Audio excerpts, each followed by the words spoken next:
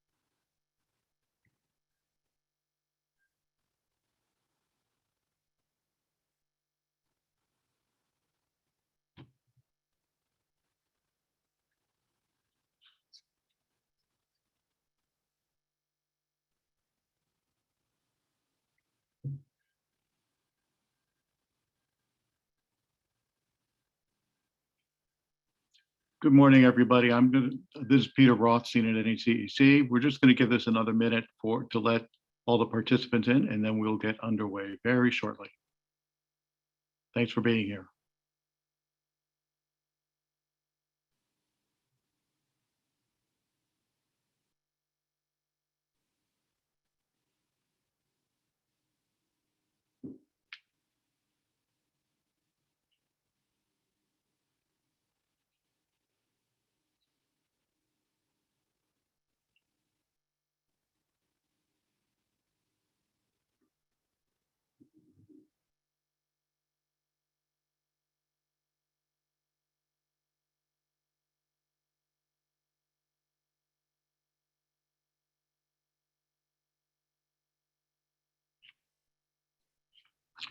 All right, we'll get underway. And good morning again. This is Peter Rothstein, the president of NECEC.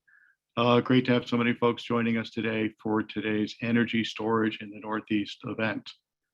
We have some great speakers lined up from a range of companies and organizations, all in the middle of advances that are involving energy storage and leveraging the policy and economy of Massachusetts, the New England and Northeast region. Many of these states have been pursuing efforts, especially here in Massachusetts, efforts for how energy storage can help reach clean energy and climate goals. We're particularly thankful to two agencies in Massachusetts, the Massachusetts Clean Energy Center and the Department of Energy Resources for their event partnership. And both organizations are part of today's speaking programs to share their expertise and recent experience with energy storage initiatives. That will include some of the work that's happened in recent months in the ACES, or Advancing Commonwealth Energy Storage program. And that program in and of itself has many similarities to goals across the region. And we've seen other projects taking place in Vermont and Maine and Connecticut and other states that are also pursuing advances in storage. We know how energy storage is going to play a multitude of roles, but we're still learning ways to refine all of that. For today's program, we're very happy to be able to have convened a number of industry leaders, policy experts, and solutions experts who have hands-on experience deploying energy storage projects. So we have learning from both leading edge efforts that have been happening in recent months, the last couple of years as well as sharing visions of where we're going with future growth of the Northeast storage market. We're going to talk about energy storage demonstration projects, try to learn from the best practices of those projects, and really try to appreciate the unique role that energy storage can provide. Energy storage, we see it in many different ways, sometimes often paired with and adding value to renewables, but also as a critical resource integrated more on the demand side of clean energy, sometimes in front of the meter, sometimes behind the meter. The way energy storage interacts with customers and the electricity grid at the same time are really important aspects of this. Energy storage is a critically important tool for shifting and reducing peak demand. And we know how important that is. We'll talk about that in the Massachusetts side as well. where the clean peak policies have been a major driver for energy storage. We also see energy storage playing a role in some ways replacing traditional peaker plants. So storage really does play a multitude of applications, and combining both business models and different aspects of our modernizing energy system. One word for NECEC, part of our mission for a long time has been to help the Northeast become a model clean energy economy. And the Northeast can really only be a model if we do the kind of things we're doing today, where if we come together and share insights that we're learning from leading edge projects and demonstrations, share observations from the intent of policies and associated best practices, and share those learnings as a way to support the scale up of individual resources and the broader clean energy economy at the same time. So we're going to, through this event, we're going to have two panels. But first, we're going to have short keynotes from the leading executives who are part of the Massachusetts agencies. Mary Elizabeth, why don't you bring up the next slide, please? So as you see here, this is the agenda for today. We have two panels, and we will have a short break in between. That'll be a stretch break. But we will have the two panels with a great lineup of speakers and practitioners and experts who are part of both of those discussions. So we'll get to that shortly. But first, I wanted to be able to turn the program over to Steve Pike. Steve is the CEO of MassCEC. MassCEC is an organization I think almost everybody on this event will know well. The Mass Clean Energy Center is a major driver of clean energy progress in Massachusetts, in the Commonwealth. And Steve is also on the board of NECEC as we deepen the collaboration between the public sector and the private sector in the work that we all do. So Steve, turn on your video and your microphone, and the floor is yours.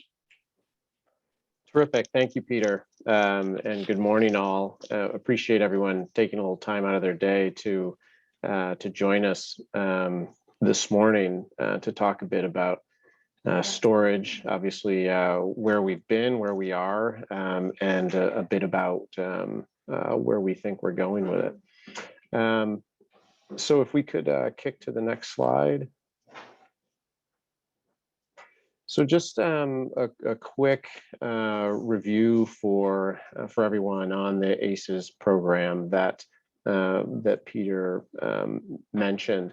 You can see here some of the kind of key data points from the project, at least, or from the program as we were launching into it. I guess, you know, what I wanted to draw out of this, the areas here that really pique my interest.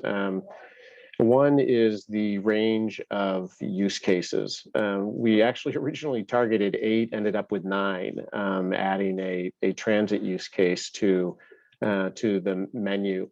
And I think it's just, you know, that's an important point of emphasis, as it's enabled a number of companies, as well as public sector, utility and the like, organizations to experiment in a number of different areas. And what we're starting to draw out now are some of the learnings from those various use cases, and we'll touch on some of those in a moment.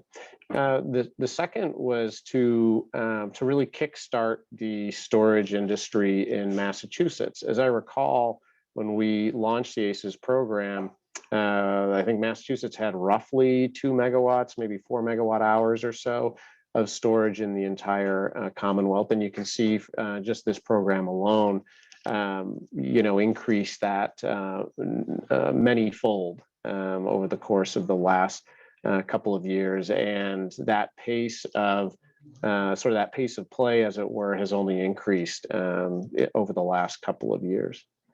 And then thirdly, you know, part of our goal at MassCEC is to help build the clean energy economy as a whole, of course, while also helping the state achieve its climate goals. And so again, from my perspective, to the third value here was really to establish Massachusetts as a center of gravity for the storage industry in the United States. And I think that that certainly has been the case. We've drawn quite a bit of investment into the industry, from the industry into the Commonwealth over the course of this program. And again, that pace of play has also only increased.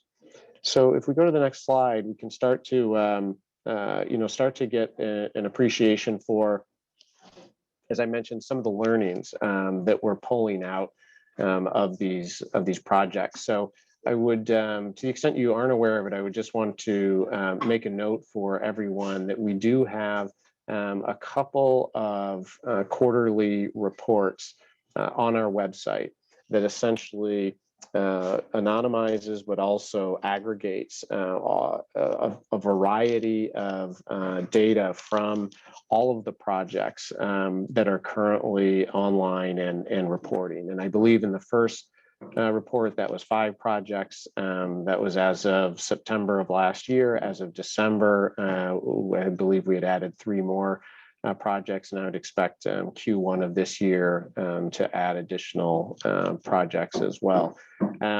But these, at a very high level, some of the key and early takeaways here. You can see what the top monetizable revenue streams are.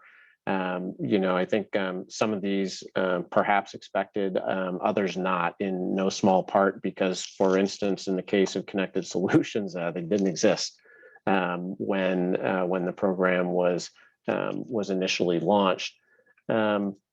We also, wanted to dive into these projects in order to understand challenges. As much as we wanted to take advantage of all the opportunities that we saw across all of those various use cases, we also understood that we really didn't have a complete grasp on what the various challenges would be into executing and implementing these projects. Some of these challenges are long-standing. For instance, interconnection. Some have been experienced in other states, and therefore we knew there were going to be challenges here as well. For instance, the engagement with fire departments, and then others. I think we've experienced, and by we, I mean I think that the whole storage industry has experienced as a result of its sudden acceleration throughout not just the U.S. but elsewhere in the global market. Never mind, the macro supply chain disruptions over, particularly over the last year. But what we really saw were some supply chain inconsistencies that existed well in advance of the pandemic. So moving to the next slide, just pauses a little bit on some of the operational savings and revenue trends that we've seen here. And again, the sort of the broad kind of top line takeaway from this is that actually these projects are creating more savings / revenues than expected. And then, of course, the secondary takeaway on the right is that where companies and projects have seen those savings and revenues has certainly differed from the expectations. And I suppose that isn't necessarily a big surprise. Again, the whole purpose of this program was to enable companies and projects to go where they hadn't gone before. And so, of course, there are going to be some unexpected twists and turns along the way. But I think that this is particularly as this data firms up and we gather more data over a longer period of time across a broader set of projects. we'll be able to draw some pretty helpful both market and policy conclusions, or at least indications of where perhaps policy and market adjustments need to be made. Certainly, while that is not necessarily our bailiwick, we work very closely with Commissioner Woodcock and his team at the DOER, and will have been and will continue to be in close contact with them, as the data points in various directions.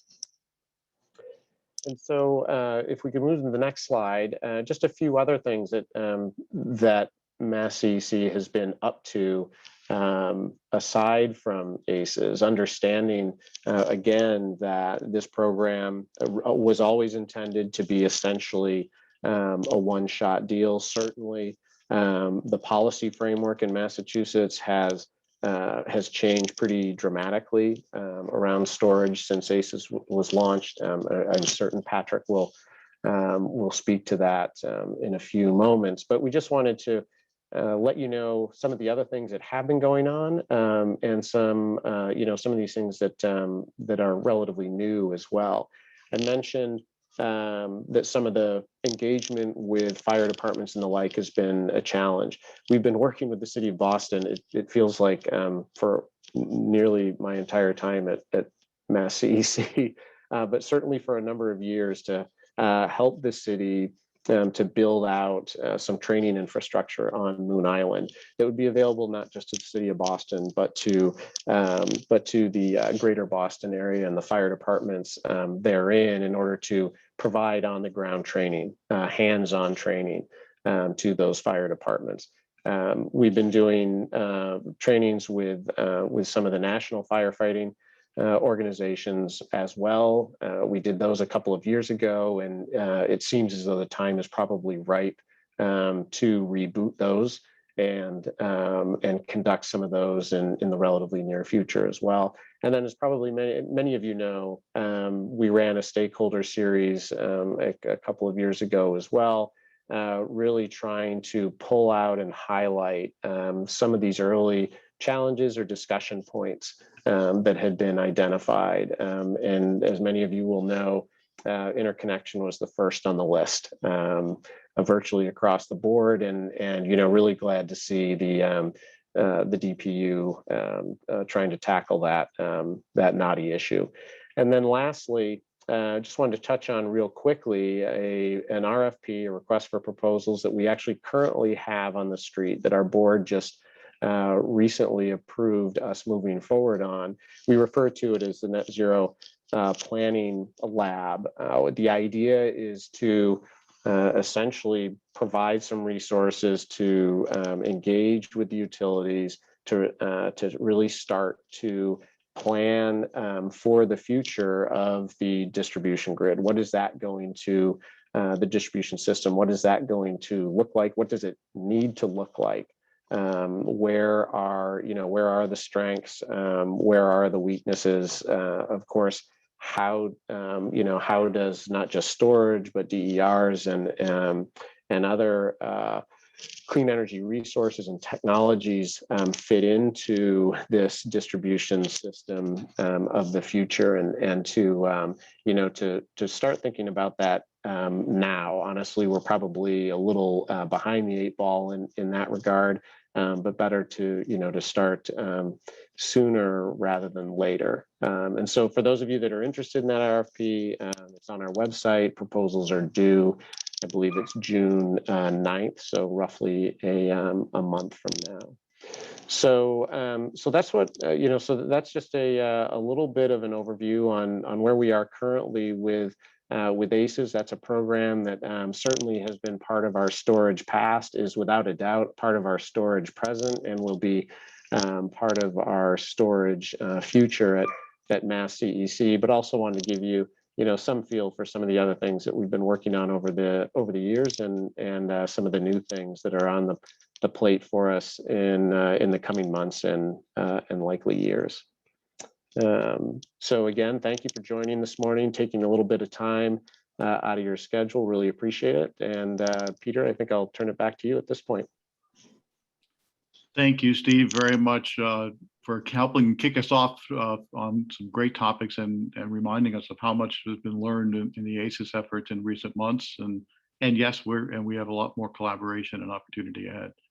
Thanks very much. And now we'll, I think for the other additional perspective from the Commonwealth of Massachusetts, we'll invite Patrick Woodcock to turn on his audio and video. Patrick is the Commissioner of the Department of Energy Resources, which also plays a critical role in some of the energy storage efforts for the Commonwealth of Massachusetts. So Patrick, the stage is yours, and I think you're going to be running your own slides, is that right? Well, looks like somebody has pulled it up, but I can run it myself. It's up to you if you want to share your slides or let Mary Elizabeth Somebody drive. can run it if that's easier. Okay. Well, just thank ask you, for the Peter. next slide as you need it. Yeah. Well, thank you, Peter. Appreciate the opportunity for NECEC for reflecting on where we are with the state of storage and looking at the past, the current status, and future policies. I'll just begin by saying, with the partnership with industry in the Northeast, in Massachusetts, it really has gone from demonstration, research reports to commercialization at a speed that I think we would have been surprised 4 or 5 years ago when we really initiated it.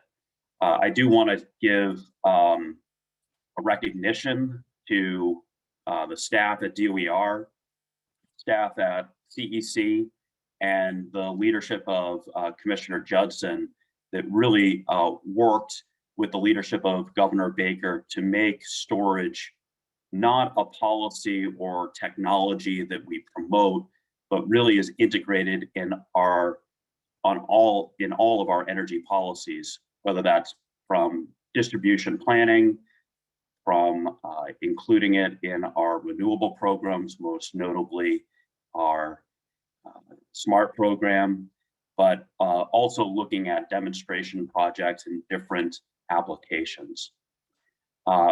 I'm really encouraged about where we are. I think if you go to the next slide, we highlight really where we've seen the liftoff of an industry, of a technology here in Massachusetts. Really, we did see the SMART program initially as a primary vehicle to promote storage, providing, as many of you know, an additional compensation level if a solar project was paired with storage. And increasingly, we started to see that where we were with Massachusetts solar industry, that to really extend the runway, we really would need to seize the opportunities of new installations and pairing these projects. I think we were all encouraged about what we saw in the capacity auction and seeing storage become a foundational capacity resource. And I do see that increasingly being a significant portion of our reliability needs. I do want to say how quickly things can happen sometimes in state policy. I remember proposing the Clean Peak standard for the governor, and ultimately we proposed it he said, absolutely, let's do it. We proposed it in an environmental bond bill, and really through the leadership of the legislature, most notably Chairman Golden, became law just a few months later. And the staff has been working tirelessly to implement that, and I'll get into a little bit of the resources that are qualified now. Next slide, please. Incredible transition from research, development, demonstration to broad market adoption. Really, the state of charge study create the foundation, I think 20 recommendations, and almost all of them have been implemented from that study. The ACES grants that moved forward, and really the pairing of solar in our SMART program, the integration of energy storage in our energy efficiency programs, and authorizing through statute EDC ownership as a distribution asset. We really, since launching the Clean Peak regulations last summer, seen the capacity market and further reforms to see the future of the grid changes. We really see that storage has a lot of applications here in New England.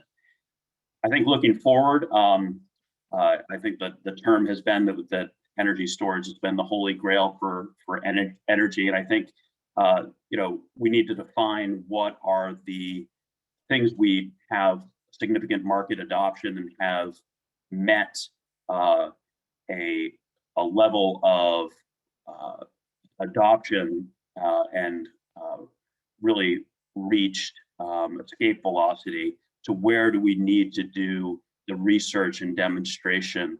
And I do increasingly see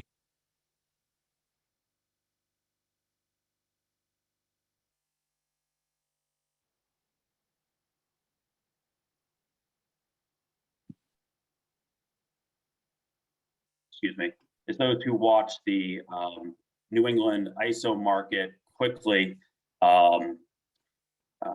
It's those who watch the ISO New England daily demand. We increasingly need to start creating policies and programs to support low demand periods, minimum loads that we have increasingly emerged in shoulder seasons. And I think long-term is we do see constraints on transmission projects. Is storage an opportunity as a substitute for those traditional assets? So those are the areas that we see opportunities for. Obviously, that's going to be something that we work with a partnership with our Department of Energy. I've been so encouraged to see the leadership at DOE focus on energy storage. And as many of you know, some significant changes in authorizations that were included in the significant legislation that passed Congress at the end of last year.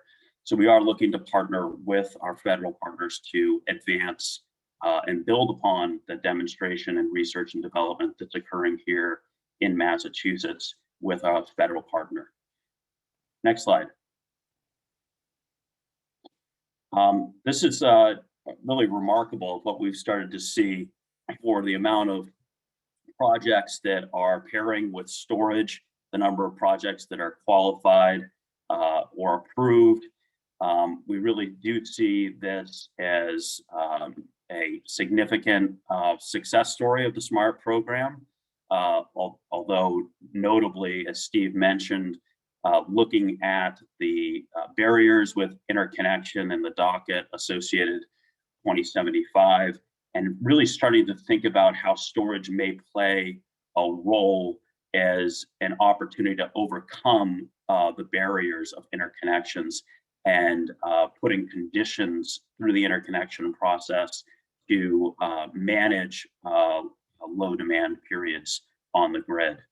We do think that a lot of the whole system is outdated and reflects that this tool doesn't exist, and increasingly thinking about how storage may manage the system and give confidence for the engineers that are certainly doing their best to ensure that we maintain reliability.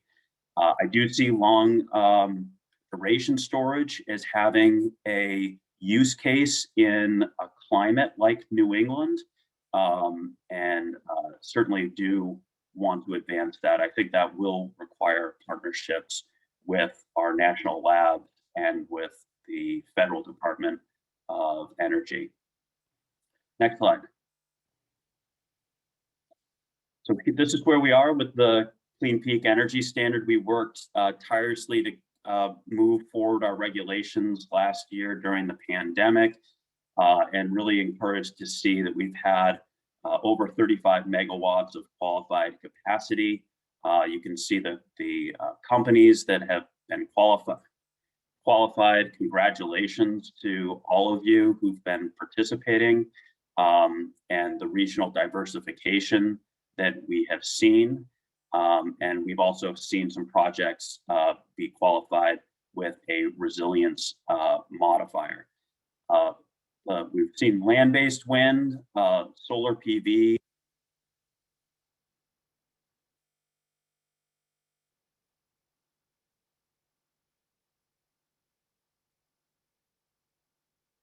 They are excited about the prospects of the Clean Peak standard, and increasingly do believe that in any conversation about 100% clean energy standard or 100% RPS, to really manage the system and provide ratepayer benefits will really increasingly need policies such as the Clean Peak standard to balance the system, to ensure that we have dispatch of clean energy when we most need it, and ensure that we manage any future reliability challenges.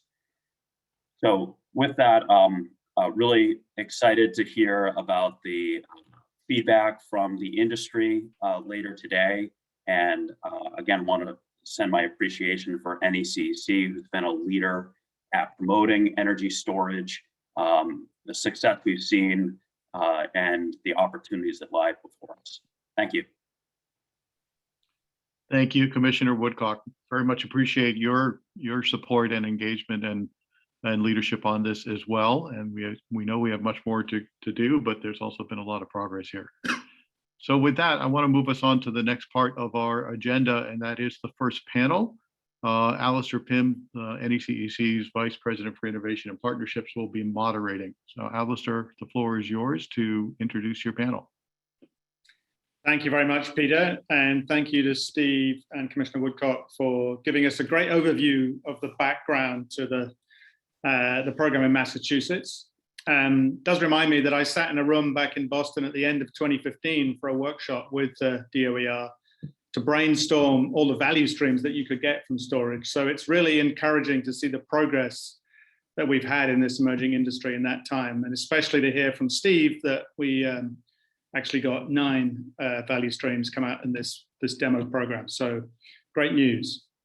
So today in this panel, we're going to hear from the pioneers who took advantage of the ACES program to engage in it, to experiment, and to learn. We'll hear about the challenges they faced and the lessons they learned, and what it takes to develop a project. So I would like to introduce our panel of great industry leaders, and also the consultant who's written the reports that Steve Pike alluded to. And as I do this, I think it would be good if you could turn on your videos as well, and audio as you speak.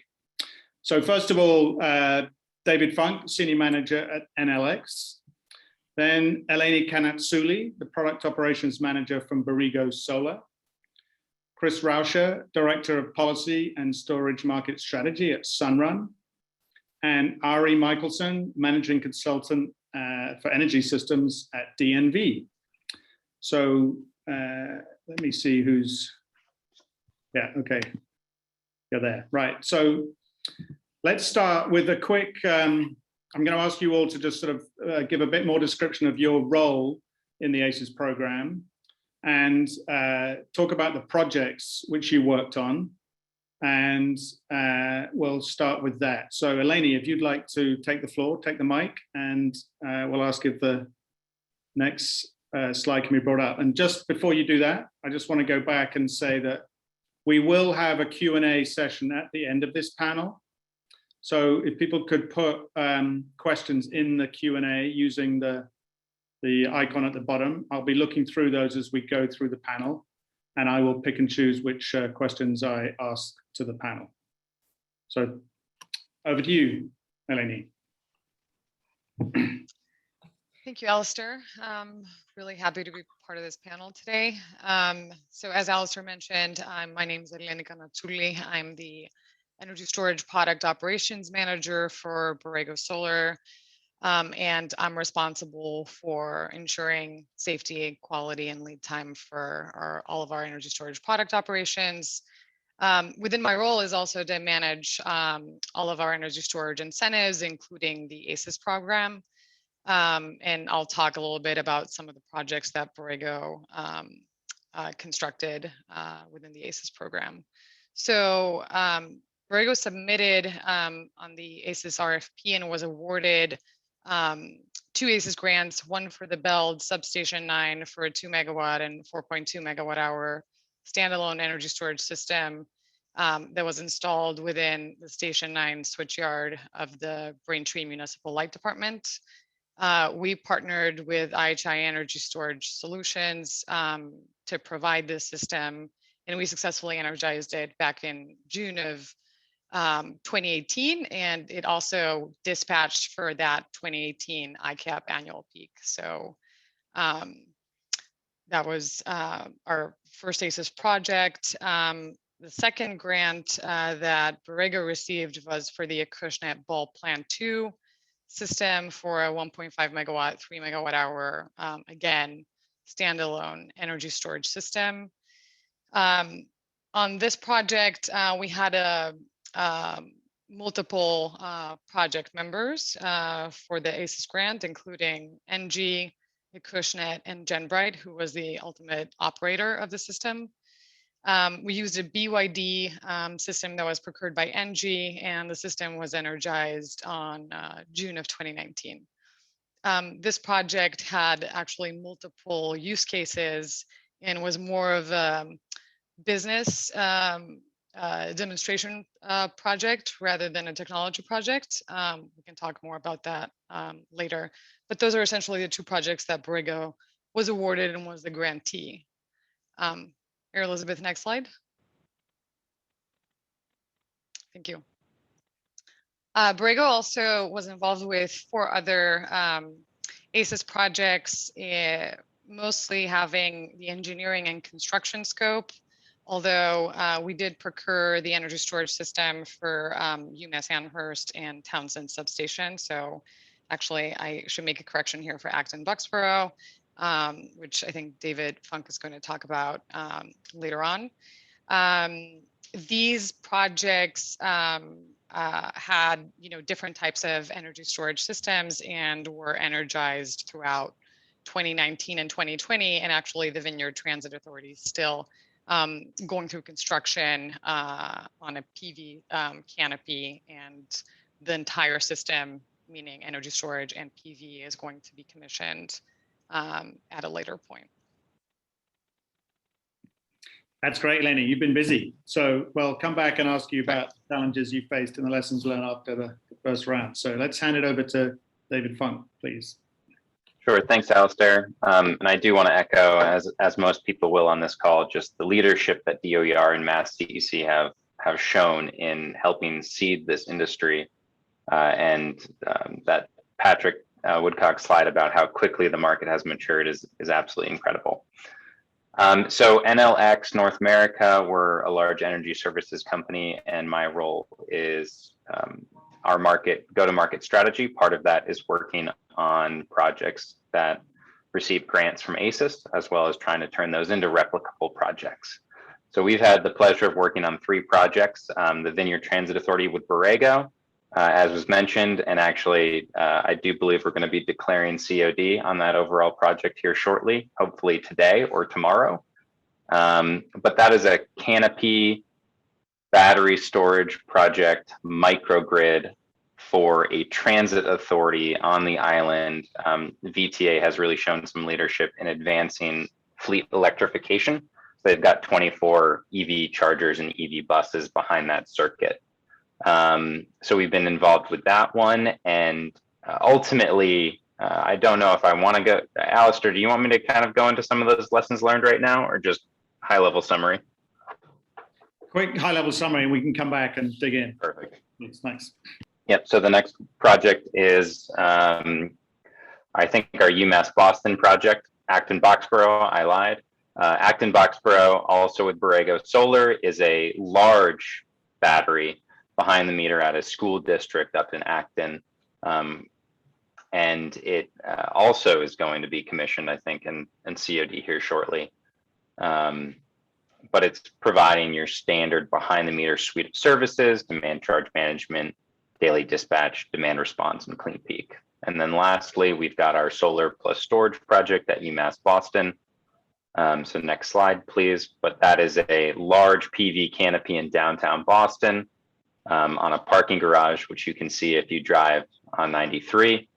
And then coupled with a battery and 11 EV chargers. So the whole project behind the meter at UMass Boston is going to deliver a multitude of revenue streams and value. But the big difference between the other projects is UMass Boston is exposed to a quiescent peak. So Commissioner Woodcock mentioned that as a large revenue stream. It's absolutely the case. And those are the 3 projects that we've announced so far. Great, thank you, David. And we'll circle back and we can reuse your slides when it comes to your turn to talk about your lessons learned. So let's hand it over now to Chris Rauscher from Sunrun. Great, good morning. Thank you, Alistair. Can you hear me okay? Yes, we can. That sounds good. Beautiful. Thanks for having me. I'm Chris Rauscher with Sunrun, and Sunrun is the country's leading residential solar storage and home energy management company. And I lead our grid services policy work on the East Coast. So first off, I'd just like to say thank you to NECEC for hosting and certainly for the CEC for the grant program, as well as DOER. And I don't think it's all that common where the industry is in almost complete alignment about a market with the policymakers. And I think that's been the case in the Commonwealth as regards storage for a couple of years now. Certainly we discuss the details quite frequently, but it is absolutely clear that Massachusetts has been the leading state in the entire country, both in terms of innovation and in terms of actually developing a true market for batteries. And certainly the ACES program has been a cornerstone of that. So Sunrun, I think we were the only residential grantee in the program, and that we were awarded a grant for a 200 home aggregation of solar and storage networked together with software. We are testing 10 different services, and you can see a few enumerated on here. I think the unique load shaped day, such as Super Bowl Sunday, is a fairly interesting one. Our average system size, obviously, being residential, these are relatively small solar arrays and relatively small batteries, mostly either an LG Chem or Tesla, sometimes a few of those batteries stacked together. And in total, about 1 megawatt and 1.86 megawatt hours of dispatchability. And obviously, we reserve some of the battery at all times for backup power for our customers. And we can get into lessons learned later on, but if you just call your attention to this image here on the right, this is just a sample cohort of customers who were installed at the same time. And you can see the days that it took to go from installation to interconnection. And there's a very wide variance, and this is true for every cohort that we installed. So we can talk about why that was an issue. But the sort of main takeaway here is that I think all of the learnings that we've had so far getting to PTO have been on the policy and regulatory sort of roadblock side, and I put those in the soft cost bucket, as opposed to hardware and software issues.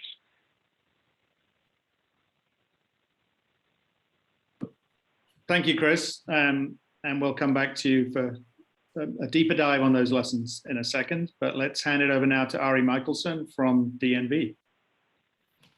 Hi, good morning, everyone.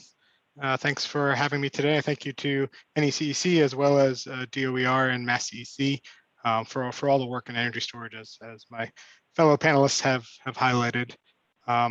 So I'm coming at this with DNV. Our role here has been the program consultant for the ACES program. So I've been working with Eleni and David and Chris's teams on their projects and all of the other grantees. And so our role has really been twofold. And so I'm joining this panel to talk about what we've seen sort of across all of the grantees. So the first part of our role has really been program management, working closely with the MassCEC and DOER teams. What we're doing here is really helping shepherd the projects through the process from start up through commissioning. And that is reviewing all of the deliverables, whether it's one-line drawings, safety plans, making sure that all the systems have the appropriate UL certifications, really looking at the interconnection agreements, really everything that's required to get these projects in the ground and operational. Once the projects are operational and have been commissioned, then our role shifts more towards a data reporting side, and all of the grantees are required to provide regular data that shows all of their daily operations, charges, dispatches of the battery systems and any other connected distributed energy resources. And so we're collecting that data, aggregating it, and then reporting out progress both against the project pro formas and the original projections, and looking at things by the various revenue streams that are targeted. I have another slide here that I'll talk about the revenue streams and just a quick summary of where they stand. This is data through January. And so we really think when we talk about revenues, we're thinking about monetizable revenues, which are revenues that can be monetized today, and then non-monetizable revenues, which are some that are more resiliency type benefits, and that would also include future monetizable revenues. I know Chris was talking about that a little bit just now, sort of testing out some scenarios. Those would be more on the potential future monetizable revenue strategies. On the monetizable side, really I'm showing here how many grantees are reporting data so far, and total revenue, and then really the revenue per month, dollars per kW, which sort of gives you a comparable basis in terms of what are the big breadwinners in terms of the revenues today. The two main ones are the ICAP, which is that annual installed capacity, a single hour that's really affecting demand charges, and the RNS, the regional network service, or the monthly version of that. Those are similar in magnitude. Most of the ACES projects are going after those as the primary revenue drivers, and that's sort of the nature of the policy framework today. We're seeing pretty good performance across those. The demand response has a high dollar per kW. There's only 2 projects so far that are reporting revenues there. We're expecting more as some of the additional projects come online. You heard Eleni and David talk about the Vineyard project coming online. There's several others that are imminent here. Great. I do have a slide on lessons learned. Maybe I can start that conversation, and then we can go back around. Yeah, why don't you do that, Ari? That would be great. Thank you. So this is our lessons learned are ongoing, but really just to start it off, as I just mentioned, demand charge management is the #1 revenue opportunity right now, both at ICAP on the annual basis and the monthly. Demand charge management is really those are the 2 key pieces driving revenues. Demand response, I think we're expecting to see that continue to be stronger as more and more of the grantees are participating there.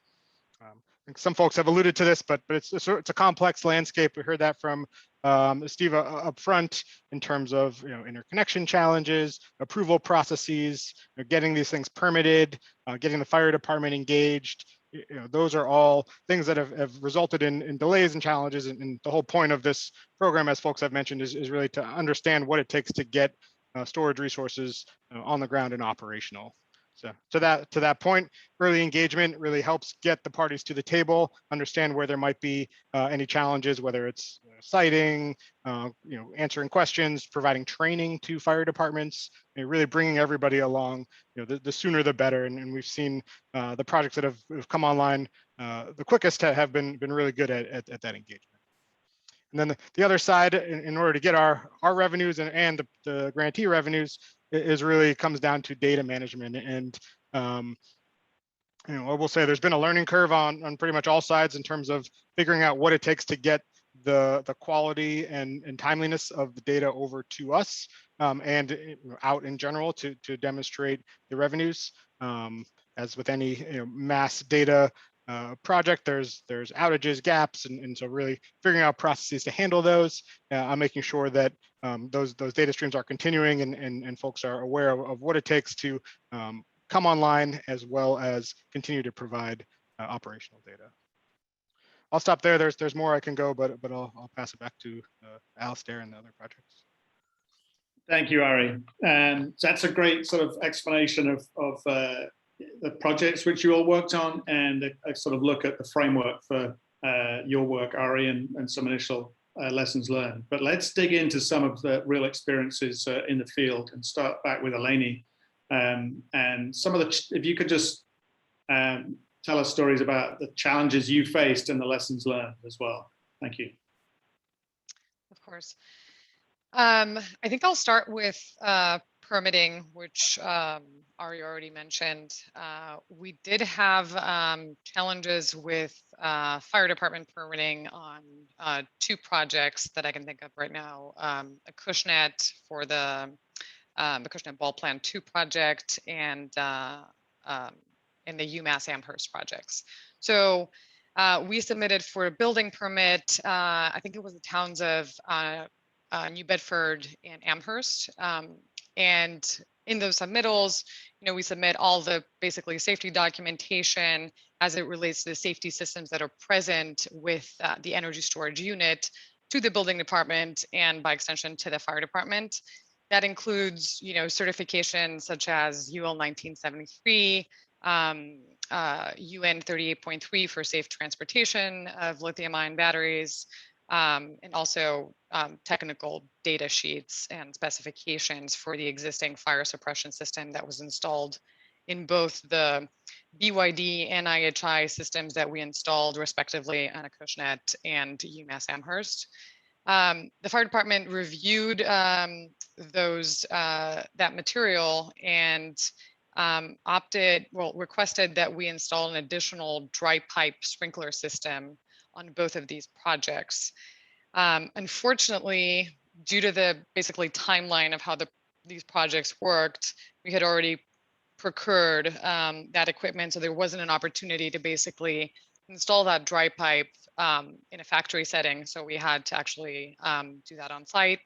We hired a fire protection engineer that worked with us and the fire department and the host customer on a design that would be acceptable by all parties, and especially by the fire department and the energy storage unit manufacturer.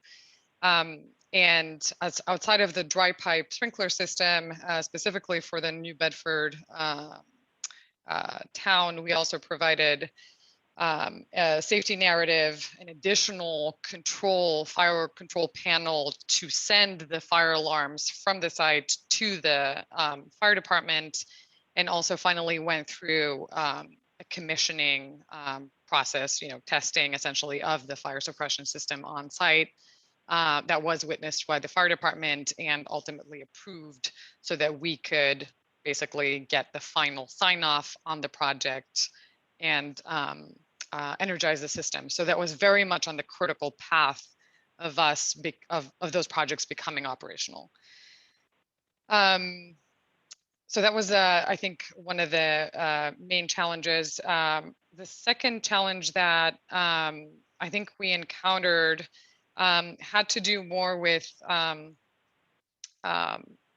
siting of the systems. I don't think that we've had a project right now where we actually installed the energy storage system at the original location that we were looking at in the first design. So that was definitely, that required some work and in collaboration with the host customer. We were lucky to work with experienced host customers like Beld. We were installing a system in a very restricted area in their switch station, but Beld was very, technically savvy, and they were very important in the community, which facilitated, different types of permitting that we've seen in other towns or types of projects were more difficult to obtain.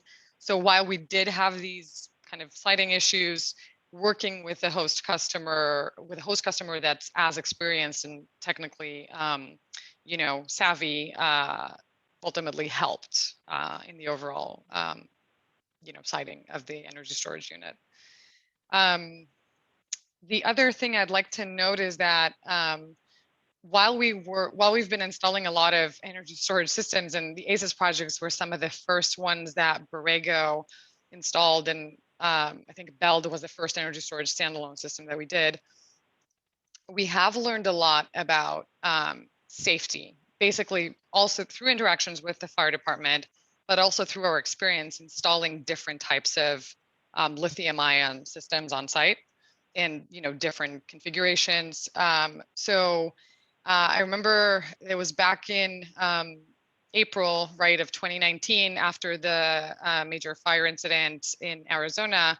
where that in conjunction with, I think it was a module arc flash that we experienced in one of the ACES projects while one of the technicians was installing a module, everything was coming together at that time basically to trigger a deeper review within Borrego of what are our energy storage hazards that we're facing, both from a product standpoint, a design standpoint, and also an installation standpoint. So at that, I think a little later, 2 or 3 months later, we did go through a preliminary hazard analysis. We hired an external partner expert to help us through that process. And from that time until now, we've worked a lot to basically define what we call today a Borrego Energy Storage Safety Standard, which is the basically cornerstone, I don't know if that's the right word, but it's basically the standard that we review and diligence every new energy storage product that we are either requested to install by an end customer or we're proposing, through an RFP as an EPC. So some of these projects were definitely the catalyst for us to kind of reach the point where we are today. And it's definitely is still a work in progress, but I think that was basically, accelerated that kind of track for us. That's helpful, Eleni. Sounds like good collaborative work with all the stakeholders there, and some good lessons. Dave, if I could pass to you now. Do you want the slide to come up, which had the bullets for your lessons? I've got it on my other monitor here, so not necessary unless you think other people would benefit from it. So we've got 3 projects in. Why don't you put them up? If I think that would be Mary Elizabeth, that would help out. Yeah. So we've got 3 projects that we talked about, and starting with the Vineyard Transit Authority. This was a deal that we came into that was developed over by Borrego, and we're supporting them really through owning the solar array as part of a microgrid. So ultimately, NLX didn't design this from the ground up. And as a result of that, there's some compatibility issues with the software. Microgrids in particular are kind of a Pandora's box of what are you trying to prioritize. So understanding that the Vineyard Transit Authority's goal is to keep the buses charged and their main mission is to pick up passengers, we fit around that priority. Ultimately, that leads to software compatibility issues where our software primarily is an economic optimizer trying to strategically dispatch a battery to optimize demand charge management or demand response or clean peak. And that sometimes comes into conflict with a microgrid operating parameter. So it's suboptimal, but the area of success or the good lesson learned here is through clean peak, daily dispatch, and some other market revenues, we're able to actually add $1 million of value to that battery over the lifetime, which were previously not estimated by the VTA. They are receiving the lion's share of that. NNL is taking kind of an aggregator fee.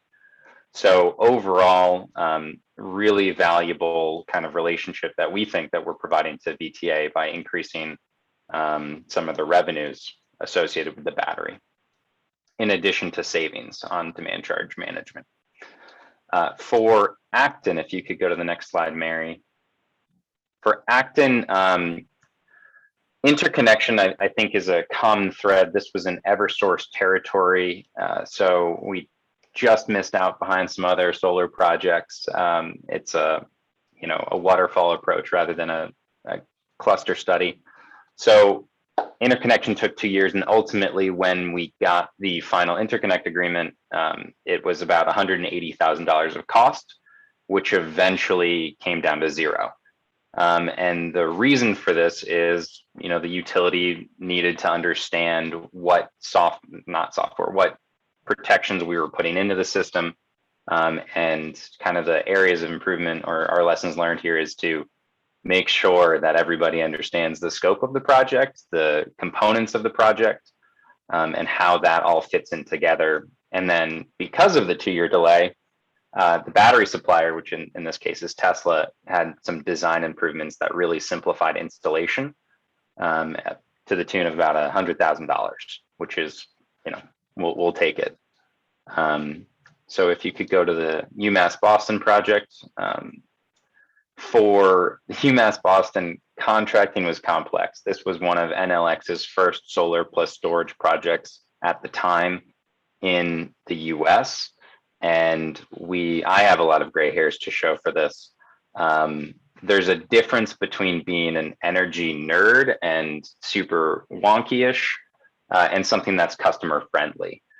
So there's a large customer education necessary for many of these projects. And our outcome here was to really simplify our contracting process, how we talk about the interaction of solar and storage, understanding that not everybody, follows the ISO New England auctions and, the changes going on at the policy level. So that's been kind of our big lesson learned there, is how do we make it easier for the next customer, and how do we make it better and faster to deploy and to contract, because this is just time and money on everybody's side. The area of success is the perseverance of UMass Boston, as well as the central office that the UMass system has, and really supporting the project and committing to it. 18 months is long for any contract on either side. So they wanted the project in, and that kind of combined perseverance was really something that we want to cultivate with our current customers and our future customers. So overall, we would say that the ACES program really helped seed and create quite a bit of, I'll say, maturity on NL side in the Massachusetts market. And certainly every lesson that we've learned here, we're deploying, I think Eleni mentioned, also on new projects. So we constantly bring up things earlier, whether or not it is contractual or related to any sort of fire department siting issue that was talked about. Interconnection oftentimes comes up. So we are ideally reducing the cycles that it takes to evaluate these projects and understand them as the customer, and ultimately deploy more storage. Now, all of our projects are behind the meter. That is our specialty. So we've been able to really rely on our expertise in the demand response market, which Ari mentioned was one of the more lucrative value streams. And as the market constantly is choosing between front of the meter, behind the meter, there's some challenges there, but we'll look to take those lessons to the front of the meter space too. Great, David, thank you. Good list there, and we'll come back to some of them. Right, let me hand it over to Chris to hear what Sunrun faced. Yeah, great, thank you. At Sunrun, our bread and butter is single family residential homes. And so it's always interesting to be in the mix with larger market segments, because at the end of the day, what we're talking about for our project is 200 families, 200 homes in Massachusetts who are powered by clean energy, that have bill savings from the solar and backup power from the battery. And so we always sort of anchor in who's the ultimate customer for us. And those customers, those families, those people in the Commonwealth, they're also receiving a share of grid service revenue that we create from the batteries that they site in their homes. And so if you look at the UMass project that David was just talking about, let's say that's roughly similar to the size of our aggregation, but we had to go through interconnection 200 times. We had to do the paperwork, the ACES grantee, data compliance paperwork 200 times, fire department, applying for SMART, terms and conditions on the contract 200 times. And I think that has provided learnings, I think, for us and possibly for future programs about how to streamline when you're talking about an aggregation. And certainly, I'm the company lead for our wholesale market activity, and I spend a lot of time in Order 2222. So this is something that is very, very much top of mind for me going forward. I'd also say that on interconnection, you know, I flashed that picture earlier. There it is, about the sort of wide variance in this single cohort of a dozen customers, and we have that variance and those long delays through all 200 customers. And I went back and I actually looked at the reasons for the delays for each individual customer, and they range from, you know, lack of utility approved metering solutions for smart, and we all know that was a very big issue where the industry lost upwards of a year in terms of deployment, but then also just other issues that did not seem to have a concrete rationale attached to them. So this is an area where I think we all probably have consensus that we can make a lot of progress here. And then also on soft cost reduction, you know, having to do everything 200 times really increases project cost. And generally that's okay, because the value that we provide when we're behind the meter in a home, that value can be greater, and the number of services that we can provide from that battery is actually higher than any other site on the transmission or distribution system. But I think there's a lot of cost reduction that can still be had, and that can come from online permitting at the AHJ at the municipal level. That can come from streamlined interconnection, et cetera, streamlined compliance as well. And then this was touched on earlier, but between the time that we applied for the ACES grant and today, when we're going live, there have been a number of developments in Massachusetts. So certainly we intend to put all of our systems, enroll all of our systems in the Connected Solutions, Bring Your Own Device Peak Reduction Program, which didn't exist, I don't think, when we applied for, or didn't exist for batteries anyway, in the form that it does now, when we applied for the ACES program. And now that has become the most robust BYOD utility program in the entire country. And I can say with great confidence, because later today I'll be on an internal call where we're discussing an almost identical proposal modeled after Massachusetts that we filed in Hawaii for HECO, and we're working on a similar proposal in California as well. And we've tried with success replicating this program throughout the Northeast. The other sort of big change for us, or the big development, was that we achieved a 20 megawatt capacity supply obligation in ISO New England's forward capacity auction, I believe in 2019. That represents about 5,000 homes across the region networked together with solar and storage. So it just shows the pace of change and innovation that has occurred in Massachusetts due to the policymakers there.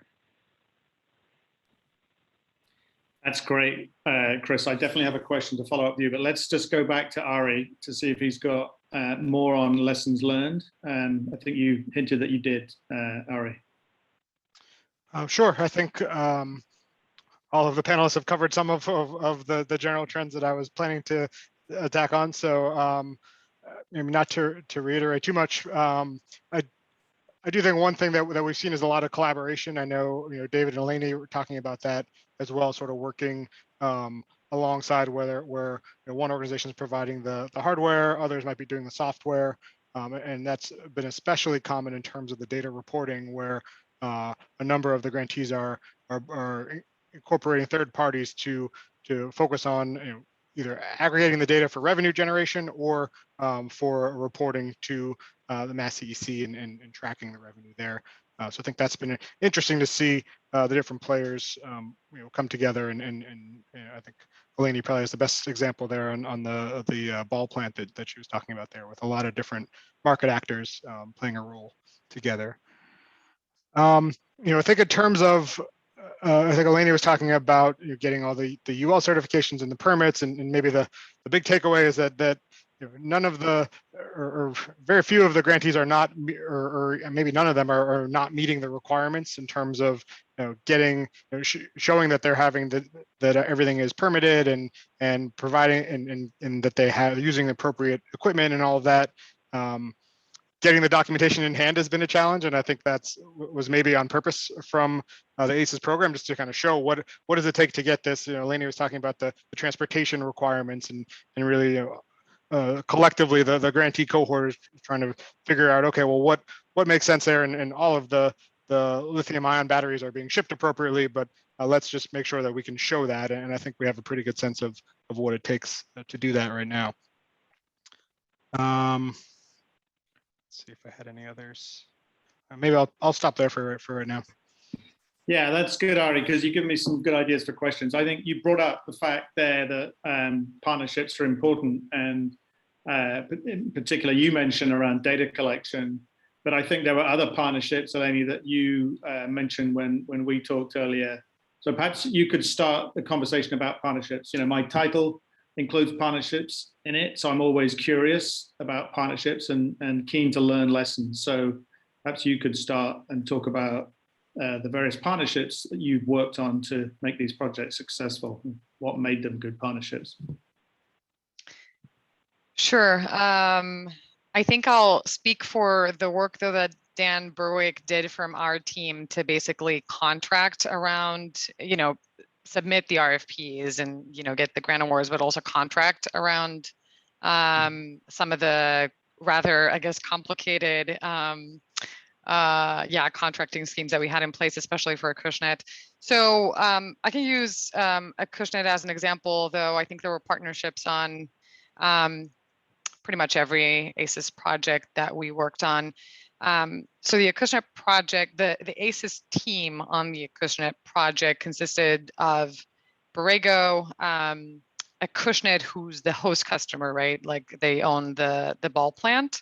And they were also a previous past client of Borrego, so we did have a relationship with them. NG, who was our client through the EPC agreement that we had with them to provide engineering and construction services for that project. And also GenBright, who later became or got bought by NG, who was going to be the ultimate operator of the system, you know, based on an algorithm that they had to be able to kind of prioritize and optimally use all the different use cases that were present on that project.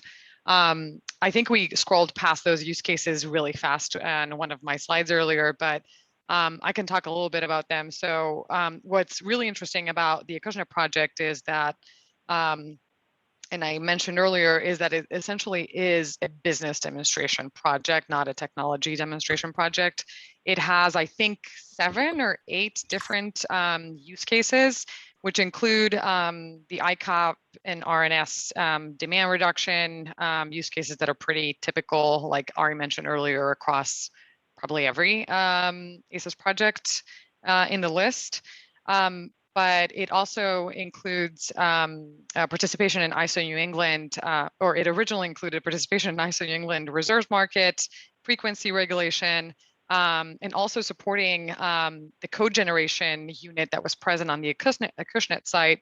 Yeah, that's right. That's the picture of the second picture is from the Acushnet project, as well as improving the power quality on the site. Apparently the Acushnet ball plant had a lot of inductive motors running on the system, which resulted in a non-ideal power factor. So essentially Borrego worked both with, you know, Acushnet, NG, and GenBright to make sure that we provide a system, and also working with BYD, who was the manufacturer of the battery, to provide a system that will be able to operate in all of these use cases. So the control system was essentially provided by BYD and had to be integrated under kind of the SCADA system that already existed at the Acushnet ball plant as well. What was interesting, I guess, and a lesson learned coming out of this project is that there were some issues. The asset was registered sort of like a wrong load zone. If Joe Crespo was here from GenBright, he'd probably talk more about this, but there was basically an inadvertent mistake in how the asset was registered. So GenBright wasn't able to pursue the reserve, the forward capacity reserve use case of the Acushnet project, but instead they pursued it. They sort of added another use case to the system that was the EverSource Active Demand Reduction program. That's a retail demand reduction program where the battery is required to dispatch throughout, I think it was 30 to 60 times throughout summer and winter months and specific hours.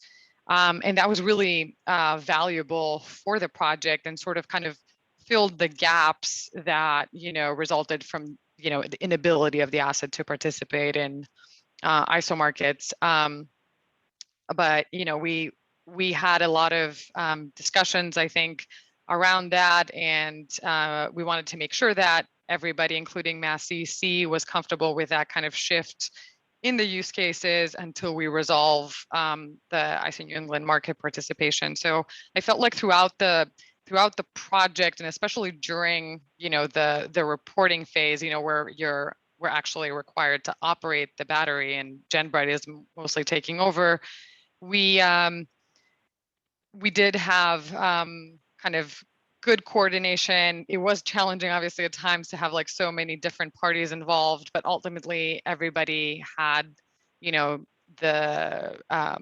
the operation of the system in mind, right? And everybody wanted to see this project be successful. It was a very, I think, challenging kind of endeavor to prove that we can optimally kind of stack 5 or 6 or 7 use cases. But I think, in the end, it's still ongoing, but I think in the end, GenBright and Engie and everybody essentially in Acushnet have done a great job working together on this. That's great. Very complicated story, but sound like some really nice partners to work with there. So thank you, Eleni. Does anyone else have anything they want to add on kind of critical partnerships that you used during the projects and learned things from?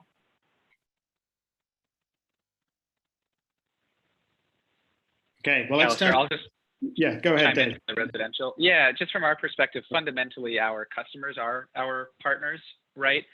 And they need to be a stakeholder in this. And so, earlier when we were talking about the delays on interconnection, et cetera, what you are really talking about is a family with solar on their roof and a battery in their garage or in their basement that they can't use. And so maintaining that customer relationship, maintaining that partnership has really been key for us for this, but then for also, all of our grid service offerings. And, this is really a 200 home virtual power plant spread across 2 different utility territories. So, we have also partnered with key stakeholders at the utilities as well to try to resolve some of the roadblocks that were there. Okay, that's great. I think you answered someone's question while you did that, but there's a couple of others while you're speaking. You mentioned that it was in a couple of utility projects. So was that a IOU territory or a muni town type of utility? Yeah, Alistair, I cheated and I read some of the Q&A and tried to answer it in my question, but EverSource and National Grid, so not munis, 2 IOUs. Okay, thank you. Cool. No, that's helpful to be doing it. Thank you, Chris. All right. Let's start with another question. In fact, Chris, you mentioned that you're taking some of the lessons you've learned here and are using that in doing proposals in California and Hawaii. But how do the rest of the panel think about taking the lessons here? Can they be translated and used in other states, other markets? I know that I think all of you have worked in other places, so just want to get a feel for what's translatable, what's transferable. Sure, I can jump in there from NL's perspective. So I talked about our lessons learned at UMass Boston for our contracting, simplifying our contracting. The big lesson that we really learned in UMass Boston is how we want to look at solar plus storage across different markets. So we standardized our approach, standardized our internal financial model, and have actually exported our hybrid PPA.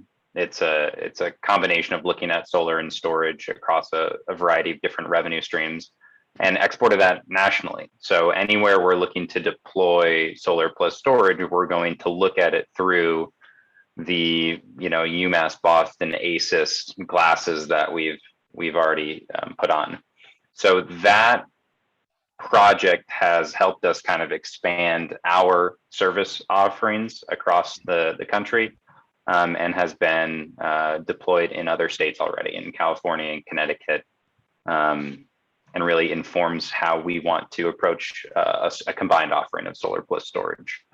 From there, we've also learned on, the Acton project. It's quite a large project for a school district. It's a 2 megawatt project. And I think that there is a comment about baseline issues in the Q&A. I would say that that's probably an oversized system for that type of customer, given that schools tend to shut down in the summertime. So they don't have a lot of kind of curtailable load. So we've needed to manage our own ISO New England demand response portfolio across that, factoring in baseline issues. So that, we use that to look at any market that would have a similar baseline calculation, whether it's PJM or New York ISO. And then for the Vineyard Transit Authority, it's really getting in front of transit authorities in particular, or customers that have critical business operations, and talking about what does resiliency mean to them. So if we're working with another transit authority, it's saying, okay, if you're going to have a microgrid, how are you going to do it? Are you going to talk about fuel security as opposed to having a diesel tank on site? So those are a couple of those things that we've learned in Massachusetts that are influencing how we talk to customers in any other market. That's great. Thank you, David. Eleni, anything to add to that with Borrego's point of view? Sure. I think one of the lessons, there are multiple, I guess, lessons learned, but one of the biggest, I think, lessons learned that we see is transferable to other projects was the control system requirement and data reporting that we had to produce in order to be compliant with the ACES grant deliverables.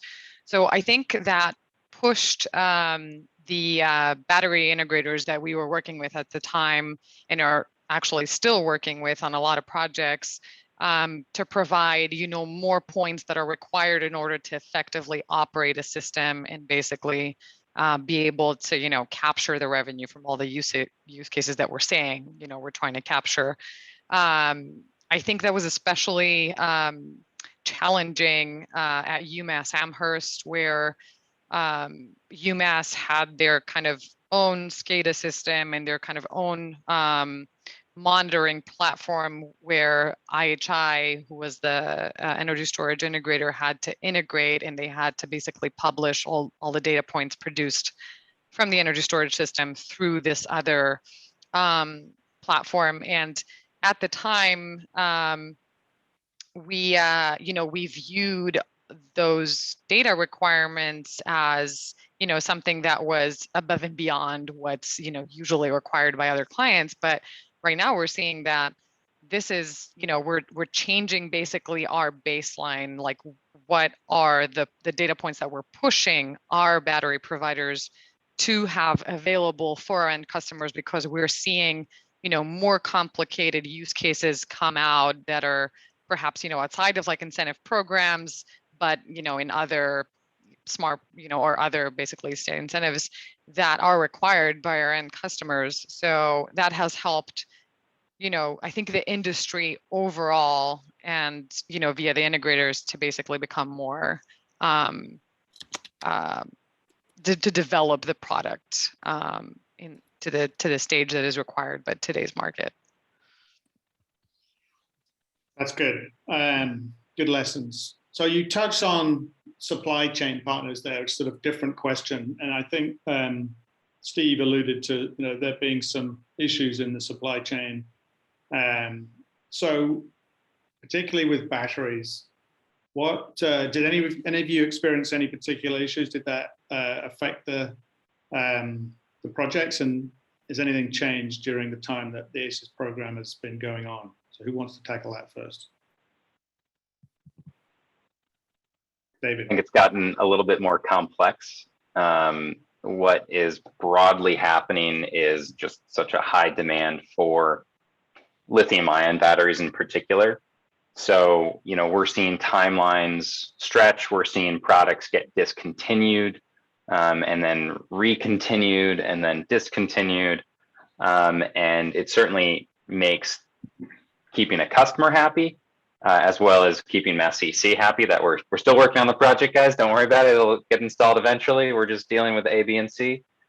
But the battery supply issues and the consistency of supply issues, the market's just going through explosive growth right now, and manufacturing capabilities have not caught up with demand. And we're probably seeing that in the foreseeable future.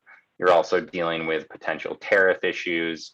We didn't have any batteries get caught in the canal issue over in Egypt, but it's a global market, so any sort of global shift or change is going to drive that. And with the new administration in Washington pushing for a lot of changes in the tax code for potential domestic product, as well as just pushing more and more for these clean energy solutions and battery storage as an integral component of managing duct curves, shifting peaks, integrating more and more renewables. We don't see, much of a kind of near-term solution. It's going to be a long-term industry impact. So, constantly battery vendors are asking us to put in purchase orders earlier than we would want to. So that's kind of inevitably what happens is they go, oh, you want your project in? Well, you're going to have to sign a PO, put a deposit on. So managing supply is particularly challenging. It's not like the solar industry where you can kind of have your panels in a warehouse or delivered just on site. You need to get a little bit more creative. And unfortunately, I think that puts a lot more risk on the developer or the eventual owner operator, because things can change. You might buy a battery and then all of a sudden 9540A, which is a fire standard, comes into Massachusetts, and we need to shift around supply. Unrelated to ACES, but related to the market. Yeah, I could just jump in. We've seen that across most of the grantees in various states, various impacts. David mentioned, these projects weren't flagged with any tariffs or additional things, but some of the grantees have been hit with that. I think there was, from the initial award phase, there were a number of grantees that ended up having to shift technology supplier on the hardware just due to availability and extending timelines. And that's persisting even today. I think we're still seeing delays and there's still batteries that aren't on site yet for a couple of the grantees, and are still we're crossing our fingers that they're in the pipeline, but these delays are persisting. That's helpful. Yeah, I would agree with that. I'd just like to offer a coda, which is that in the time that ACES has been running, there have been a proliferation of new battery offerings as well. So certainly supply is constrained because demand has gone through the roof, both for stationary batteries, but also for EVs, which is really driving a lot of the demand. But we're also seeing a proliferation of new offerings, and certainly a lot of those are manufactured overseas, but even some of those foreign companies have announced intents to manufacture here in the U.S., whether that's LG or others. And you even have small local Northeast companies like Pika that was acquired by Generac and is now really a scale business with domestic manufacturing. So it is a sad story on the supply, but it's also a good news story. And I think this supply constraint will hopefully be solved. That's a good sort of hint to think about innovation. I mean, Pika went through Cleantech Open, which is the accelerator we run in the Northeast. So it's really good to see them scale up with the help of Generac. But what innovations are you looking for in the market to help you confront some of the challenges you've seen or anticipate in the market? Any hints to innovators that would help you in the future? I think from the residential perspective, well, I have two buckets here, right? Unlike solar, the tech on storage matured faster than the regulatory and policy framework, right? So solar, we had PURPA, net metering, in place for decades as the cost of the tech came down and the efficiency went up, and then we sort of saw the explosive growth. With storage, it's kind of been the opposite, where the tech was really there. Yeah, costs are coming down, but the regulatory and policy frameworks haven't caught up. So we certainly need to see innovation on that side. And I think that's much more important than on the hardware and software side. But on the hardware software side, for the residential sector, it's not so much innovation that we need to see in the batteries or in the inverters, but in the other things that go into the home. So when we look at a home, we see that as the base, the foundation to electrify the economy and run it on clean energy. And you have to start at the grid edge. And we believe that, or the modeling shows that if you electrify the entire economy, you're going to double your electricity demand. But half of that new demand can be met by rooftop solar. So you got to start in the home and put solar on the roof. But homes are not ready for that. The main panel is not ready for that. In many cases, the utility meter is not ready for that. The control systems in the home are not necessarily ready for that. And then, you go to one contractor for a heat pump, another for EV charger, another for solar, another for battery, et cetera. And that's a lot of friction and a lot of additional costs. So I would say we're looking for innovations in a sort of ecosystem around the batteries and the solar. That's helpful. And I think that's a good challenge to the industry, the innovation industry, to face up to. Any other comments on that? Alistair, I would say for us, and Commissioner Woodcock brought this up about how in particular in the spring and the fall, there's going to be a lot of more oversupply, especially with the full capacity of smart coming online. The market signals to charge. There are a lot of market signals to discharge, but there aren't really any market signals to charge. And I think to another thing about Chris just brought up is the regulatory environment. One of the things that I think gets Anel excited about battery storage is the inherent resiliency of the asset. So if ISO New England capacity revenues fall, well, we can reprioritize capacity to chase demand charge management or ICAP or clean peak credits more.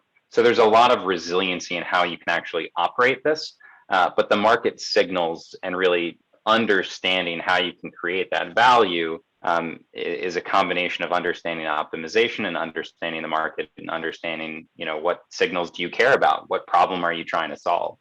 So I would say that over the next 5 years, that's kind of the area that I see advancing, in particular, understanding, how do we change this duck curve? How do we actually start consuming during periods where the energy is plentiful and cheap, and reducing the overall cost to everybody while deploying more and more renewables? That's helpful. And Alistair, could I just tee off of what David said just for a second, because he brings up such an important point, where we are now looking at a future where we need to modulate demand, where we used to modulate supply, and all of our companies are working, at the grid edge where that's going to happen. And if you look at ISO New England's 2222 proposals, they've actually started talking about reverse DOER, which is to say, charge your batteries when solar or wind is plentiful and cheap. For Sunrun, that's a little bit different because we're 100% charged on site by the solar. But as you move into EVs and controllable loads, this sort of reverse DOER is going to become increasingly important. Now, your project isn't sort of fully up and running, but you have got some of the houses running. So are you already engaging in the wholesale market? You're kind of gaining experience of that in Massachusetts, Chris? So we have a capacity supply obligation with a performance period that starts in 2022. So we will be performing for that beginning next year. It's a 3-year forward market. So we cleared about 2.5 years ago, or I guess 2 years ago. Right. Okay, helpful. Eleni, I just want to give you the chance to answer the question about innovation, if you have anything to add before I move to the next question. I don't think so. I think they both covered me. Okay. Well, I want to go back to Ari, and we've heard a lot about the projects which have worked, but I wonder if you've got any lessons we can take away from the projects which didn't happen or are still waiting, and if there are any obstacles there which might be good for people to understand. Yeah, that's a good question. I think I saw that in the chat as well as I was scrolling through. I think, I don't know if it was David who mentioned, challenges, behind the meter versus front of the meter. I think that's one thing that we've seen, where the front of the meter projects, which more commonly municipal utility projects, those tended to move quite fast. Some of that is streamlined permitting. I think the Beld project that Eleni was talking about is maybe the one of them, where the same organization is the utility, the authority having jurisdiction, permitting folks, and maybe even inspectors and more. So that can move pretty quickly through there. So we have seen at least that first wave there. The behind the meter projects have come into encounter challenges. Some of them are finding commercial site hosts has been a challenge, and especially with COVID-19 didn't help that in any way. So I think that's more of a more recent impact there. We talked about some of the supply. Some of that is sort of companies folding and changing and being acquired, and I think that's a natural state of this market. I think that's been maybe one of the driving forces for a couple of the grantees not making it through to completion. And then delays have been a common thing. That's there's projects still in the queue, but maybe they were anticipated a year, 2 years ago, and we're still waiting on battery delivery. And so that's just extended timelines in terms of when they'll be online and running. Those are a few thoughts there. Good, thank you. And then I noticed in your report, one of the things you talked about was sort of other benefits. You focused a lot on the savings, the financial benefits, but there are sort of other unmonetizable benefits. And one of the questions we've got is about the emissions that are avoided or maybe even increased by having storage. So I wonder if, Ari, you've got any observations about emissions reductions, and then if that came into any of the calculations of the developers as well. Yep, that's a good question. From our perspective, specifically on the emissions, it's a little bit early where we haven't got into that piece of it yet, but that's something that's planned as we continue forward. I think a couple of the projects are sort of calculating that and reporting that, but that's sort of an open question. In terms of some of the other non-monetizable benefits that are out there, maybe I'll expand that a little bit. There's resiliency services, as Chris's systems are probably good at the residential level, and providing that for the municipals and others. And some of the other benefits are future benefits. Chris mentioned sort of what happens on Super Bowl Sunday. Can you aggregate these 200 systems and provide some grid relief there? And so those are things that are being tested as well. There's another, really helping out with grid constraints. There's one grantee specifically where they're on a constrained load network, and they had capped PV development on that network. And so by adding a battery, you're enabling, they've been able to enable more PV, both that's a solar and storage project, but also broadly on the grid, they've been able to enable more PV. Great. Thank you. That's helpful, Ari. Anyone else want to chip in on emissions or any of the other non-financial benefits? Okay. So I want to go on a different tack. We've talked a lot about Massachusetts. We've mentioned some other markets, but not much has been talked about the rest of the Northeast. I'm aware that there's been quite a lot of work done in Vermont with Green Mountain Power. And there's been a few projects in Maine and Connecticut, but has anyone on the panel been involved in any projects in any of the other Northeast states that they want to share?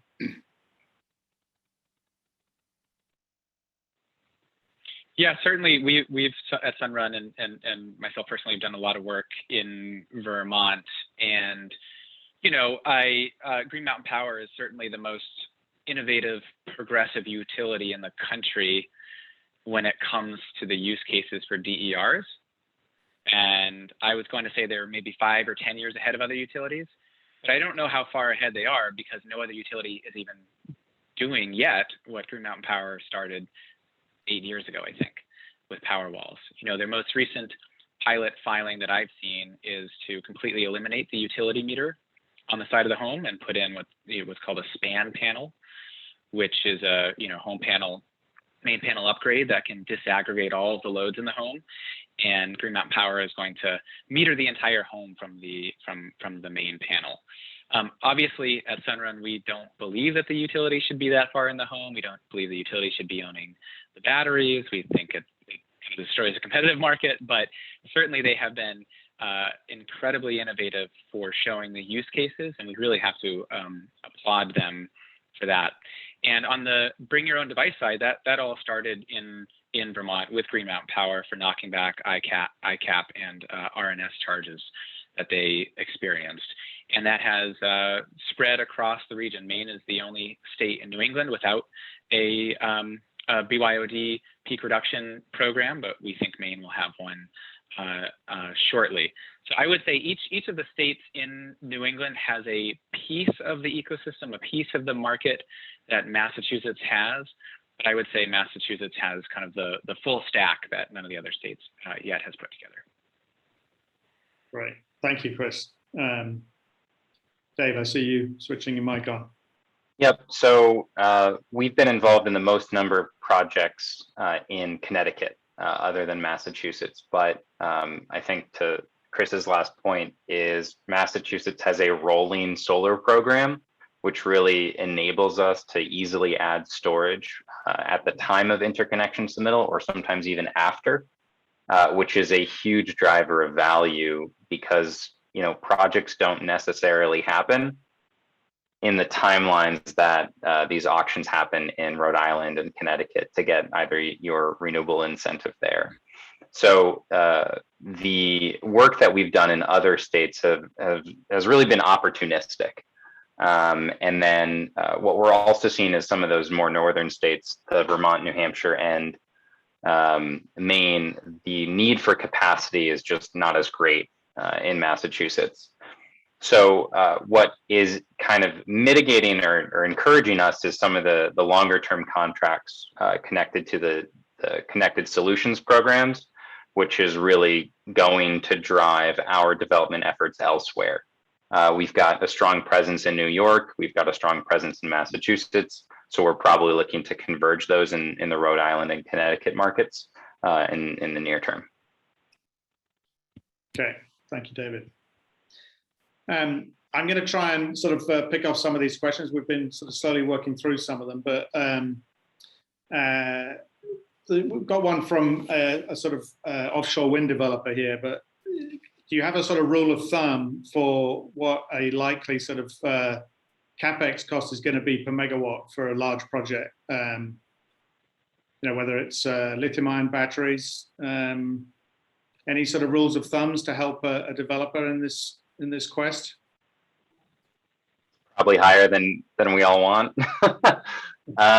Scale is really very real in battery storage. We're looking at projects ranging from 5 megawatts, which is the interconnect limit for these kind of distributed assets in Massachusetts, down to about 200 kilowatts. And I don't have the numbers off the top of my head, but basically there's an inflection point where it's not worthwhile to do some of the more complex revenues, especially whether or not you're considering frequency regulation or ISO New England participation. There are costs to that. There are metering costs, there are aggregation costs, there are registration costs, which typically don't scale, just like Chris mentioned with interconnection.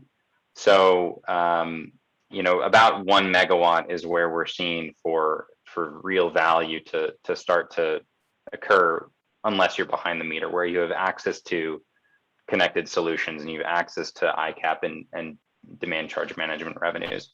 But from a CapEx figure, it's probably, if you're an offshore wind developer, you're going to be playing in a different ballpark than this whole program. that we've been talking about. And the recent projects that have been approved at ISO are all, I don't know if all of them, but some of them are located close to where those offshore wind projects are going to be interconnecting in Cape Cod. So I suspect that some of that negative pricing, some of that nodal merchant kind of structure they'll be taken advantage of. But I think if you're playing at that utility scale, there's kind of three different games. There's like the sub 1 megawatt, 1 megawatt to 5 megawatts, and then 20 megawatts and up, and you'll get magnitudes of price differences. Okay, helpful. Thank you. Anyone can chip in if they want, or else I'll pick the next question. And I'm going to ask Eleni. You talked about in one of your projects, you needed to move the location or the site of the battery. So the question is, was that move driven more by a sort of permitting body in AHJ saying something, or was it an interconnection issue that made you make the change? I think in most cases, it was a combination of issues. Permitting was definitely at play, I think, for a few areas where we were kind of encroaching to a wetland buffer zone. Other times, the energy storage system design changed. So we were typically working with kind of smaller areas for these, on-site installations, either at the Acushnet Ball Plant or UMass or BELD even. So, when there were design changes, we also had to be very nimble in the location of the system. So that definitely came into play. I don't believe that we had any interconnection issues that necessitated, though, relocation. Great. Anyone else got any experience of having to move? Yeah, there's been a couple others that have had to move siting just based on approvals of permitting. I know there was one project that was originally trying to put a lithium-ion battery on a roof, and that didn't fly. And they ended up having sort of redesigned the entire project just so they couldn't get the approval, maybe rightly so. And now it will be going in as a ground-mounted storage system. Okay. Excellent. So poignant question, especially after the hacking of the gas pipeline. We've got an echo.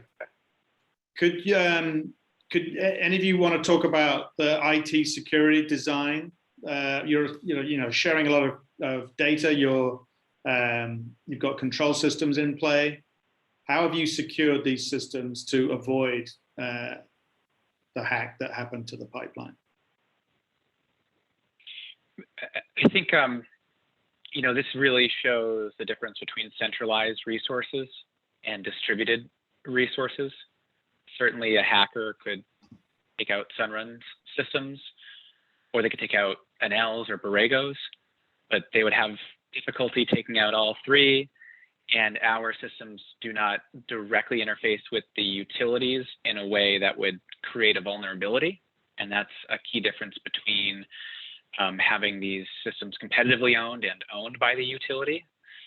So I would say sort of at a very high level, it shows the resilience of the distributed model versus the centralized model. And then secondarily, it also shows the resilience of the electricity system compared to the liquid fuels system. And if the electricity system has been hardened more so than the pipeline system, and in fact is subject to FERC and I think NERC requirements as well that the pipelines are not subject to in terms of cyber hardening and physical hardening. And so that obviously provides a level of immunity that you do not have with the liquid fuel system. Thank you, Chris. Anyone, David, Eleni, Ari, want to comment? I'm not an IT expert. I'll hand this over to somebody who can actually answer it. My only comment on that would be that we did run into this requirement on UMass Amherst. I'm curious if you ran into that too, David, for UMass Boston, but UMass Amherst did have strict cybersecurity requirements, and ICHI did have to I can't speak to the technical, I guess, side of it too much, but we did have to provide a solution that, you know, satisfied those requirements. And I remember that wasn't entirely clear, you know, when we first kind of placed the PO for that product. And I'm not entirely sure, but I think that it probably resulted in some sort of development on the side of IHI to be able to satisfy that requirement. Good. Well, I think it's going to be an increasing need. Let's go back to a discussion which you brought up, Eleni, about fire department interactions. And I think during the time of this project, the national standards come out, right? So, you know, you mentioned that there'd been an accident in Arizona. I think a lot of focus was put on that, and then standards have developed since then. And, you know, safety is big for Borrego, but what do you think the impact of that fire safety standard has been on the industry? And maybe you could talk a little bit about that. Sure.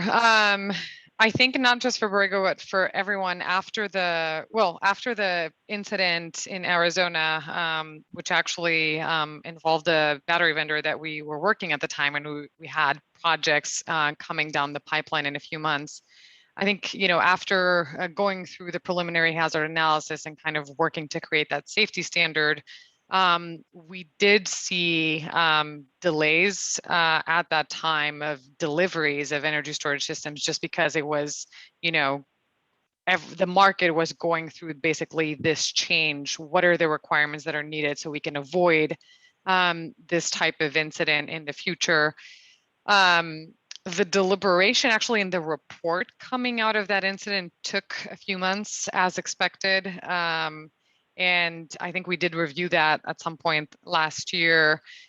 The main impact that I see in the market is a change in the safety systems that are incorporated in energy storage, you know, systems from integrators.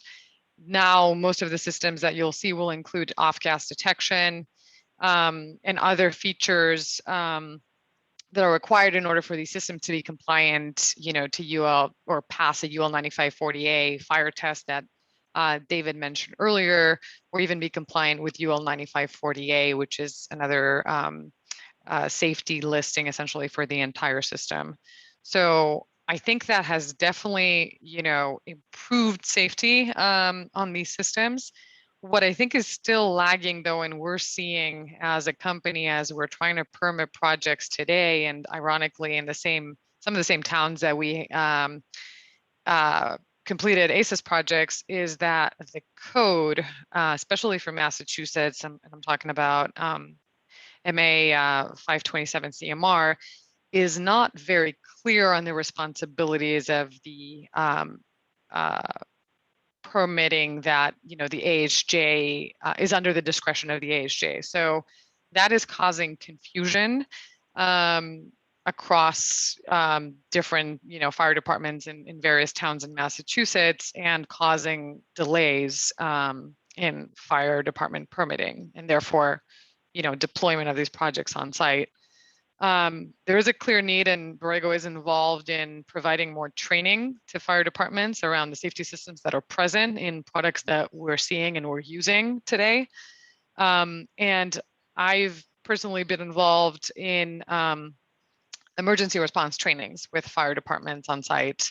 There's a variable kind of not proficiency, but you see some fire departments are volunteer fire departments. Others, you know, have a kind of a regular personnel, and the understanding of energy storage is very variable across the state. So I was very happy to see that MassCEC provided the NFPA training. I think it was 1 or 2 years ago, and we did alert all of our host customers and towns to basically participate in that. But I think there needs to be an ongoing effort to provide training to fire departments and make energy storage more mainstream, right? If we're gonna reach the goals that we want to reach as a state for renewable energy, we really need to integrate more energy storage in the grid.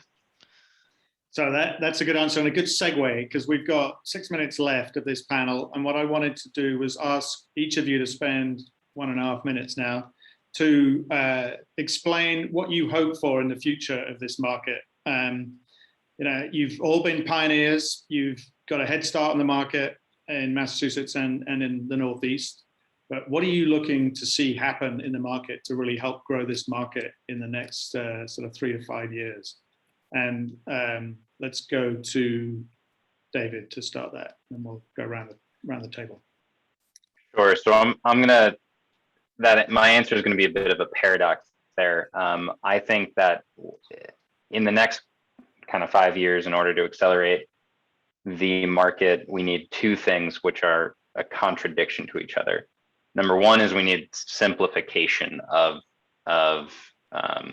permitting process, development process, enrollment forms in various markets. There's a lot of paperwork to get this done, a lot of paperwork to enroll in ISO. You have to go through the independent market monitor if it's front of the meter. So there's just a lot right now. And ultimately, these projects aren't 400 megawatt natural gas peakers. They don't have that same just magnitude on the market. So we need to simplify. And then we also need to recognize the multitude of value streams and the different operating parameters of a battery, and have revenue streams available, which are, diverse. So I'm advocating for more complexity on the revenue side and more simplicity on everything else. And that, I think, gets us to a point where systems can be installed faster, enrolled in the markets faster, and provide concrete value faster, but then we're paying and compensating those projects for that value. That's great. Yeah, I think someone called storage the Swiss Army knife of DOER, and you've just got to be able to use all of those blades and tools. So I hear you. All right, Chris, what do you have to say for 1.5 minutes? Sure. Yeah, I think I'll have 3 buckets and somewhat similar to David, but I think the utilities need to, in order for us to have success sooner, and by us, I mean society in decarbonizing our electricity system and making it more efficient and less expensive. I'm looking forward to the utilities finding their role as an enabler of this future rather than a stumbling block. And then number 2, soft cost reduction. It's boring. It's really boring, but I can't stress it enough. So solutions like Solar App, automated online permitting are really, really important. And then number 3, I'll take the opposite of what David said, which is I would advocate for a unification or simplification of grid service programs. So for example, connected solutions, at least at the residential scale, connected solutions and Clean Peak could run through the same program administrator, the same essential tariff, and have the same paperwork, et cetera, which will reduce friction and in turn reduce soft costs. Great, thank you. Eleni? I think I'll answer this more from an operational standpoint. I think flexibility is really important. We're in my role, my daily complaint is, why isn't there a standard product that we can deploy across all of our projects? And I have certain procedures that I can use, right? And it's so easy. We're not there yet. The technology, while mature, is changing. And as the revenues change, I guess the control side of the technology is changing. That's like the brain of the system, right? So I think for EPCs, as Borrego, being flexible with deploying various products, but also not compromising on safety standards is really important. And that's basically our goal kind of coming into the next few years here. And also I think there's a as we're seeing from other markets more on the West Coast, demand for a lot larger projects. I think in Massachusetts, the largest project I've worked on is probably a 5 megawatt, 20 megawatt hour system. We're seeing projects of hundreds of megawatts and megawatt hours out in the West Coast, which have their own set of interconnection challenges. But essentially, the product, we're trying to look at it from a lens of operationally, this product should follow kind of the same flow through our process. So at least that's what we're trying to do. But I want to give Ari some time, but I think with offshore wind coming on stream, you'll have plenty of opportunity for big storage projects. But Ari, we'll give you the last word.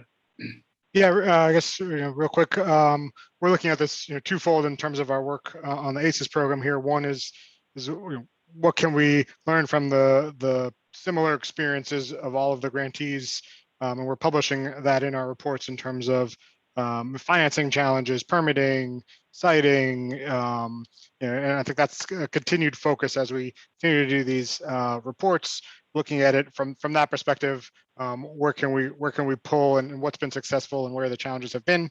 And the second side, I think as David maybe said a little bit, is looking at the revenue strategies, and that's really the core of our engagement.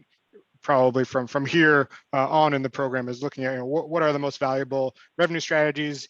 Do they change, whether it's front of the meter, behind the meter, different types of use, really looking at the use cases in greater detail and trying to provide a map for future developers in terms of what's most advantageous by size, use case, location, et cetera. That is great. A lot of stuff to look forward to. And I just want to say a big thank you to the panelists for being pioneers, for taking us through what it takes to develop these projects, and for sharing really valuable lessons. And we look forward to hearing more as the program progresses and to seeing more of your reports, Ari, in the future.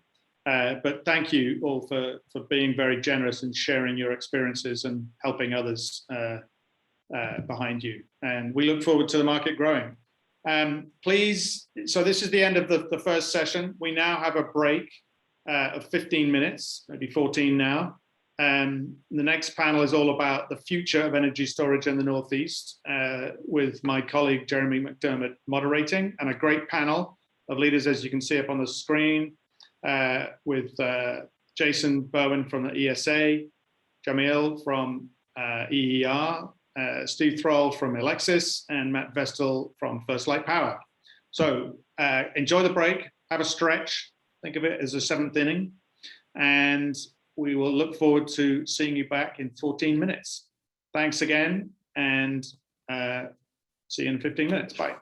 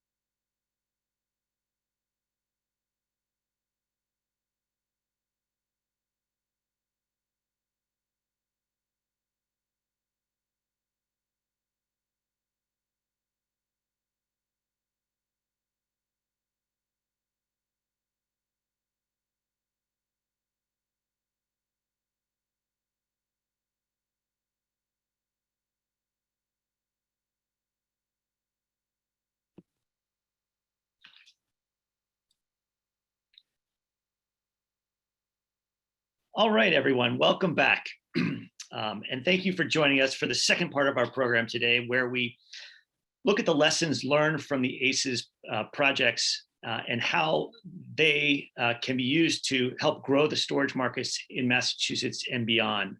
I'm Jeremy McDermott, Vice President for Policy here at NECEC. And we've got an excellent panel of leaders in this energy storage space here to discuss where we go next and how the future of energy storage unfolds and how it should unfold in Massachusetts and the region. Before we dive in, just a quick word about this panel. We are discussion heavy. There's no slides, and we are excited to have a free-flowing exchange of ideas among these leaders, and then we'll be sure to leave plenty of time for questions and answers from the audience. So please keep your questions in mind and ask the questions using the Q&A function as indicated on your screen. I'm going to introduce all of our panelists together and then ask each of them to offer a very brief introduction of their work and how they fit into the energy storage landscape.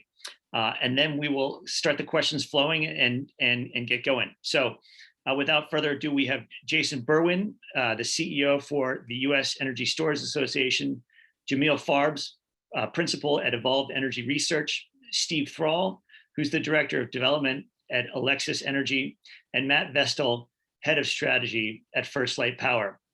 And for those of you who are paying attention, you'll note that we are swapping one First Light superstar for another. Matt has graciously agreed to pinch hit for Alicia Barton, who is tending to a personal matter today. And so with that, let's turn it over to you, Jason, for a quick introduction and orientation to where you sit in the energy storage space. Sure thing. Thank you, Jeremy, and glad to be with you all today. As the interim CEO of the U.S. Energy Storage Association, we are the national trade association representing all parts of the value chain of the energy storage industry. So manufacturers and vendors all the way through system integrators, developers and EPC, and to the eventual utilities, IPPs, and end users that operate storage assets. And I have had the pleasure of leading the industry's federal, state, and wholesale market engagements since 2015. And no surprise, I have a very strong sort of feeling for specifically the role that public policy plays in removing the barriers to energy storage technologies as grid assets. And fundamentally, quick sneak preview, a lot of what I see as ahead for the energy storage industry in the future of the Northeast is going to be policy driven. So glad to be with you and to bring that perspective. We also, I should note, have some supply chain and other issues boiling at the federal level that I think will be important for folks in the Northeast to be aware of as well. Terrific. Well, thanks for joining us, Jason. And now I'd like to turn it over to Jamil. Hi, everybody, and I'm happy to be joining this panel. So yeah, I'm Jamil. I work with Evolved Energy Research. We call ourselves EER for short. We are a consulting firm that really focuses on understanding the transformation to the energy system to try to hit ambitious emissions reductions targets. So we really bring a long-term planning perspective to a lot of our engagements and focus on understanding what are the changes both on the demand side and the supply side, primarily for energy and industrial CO2 to hit 2050 targets. So particularly what I'm happy to bring to this conversation is we've done some recent work for the state of Massachusetts, their decarbonization road plan. So we have some Northeast regional results specifically from that work that are pretty fresh and some insights to go along with that. Perfect. And Steve. Yeah, hello everyone, and thanks so much for having me. My name is Steve Thrall. I'm the Director of Development for North America with Alexis Energy.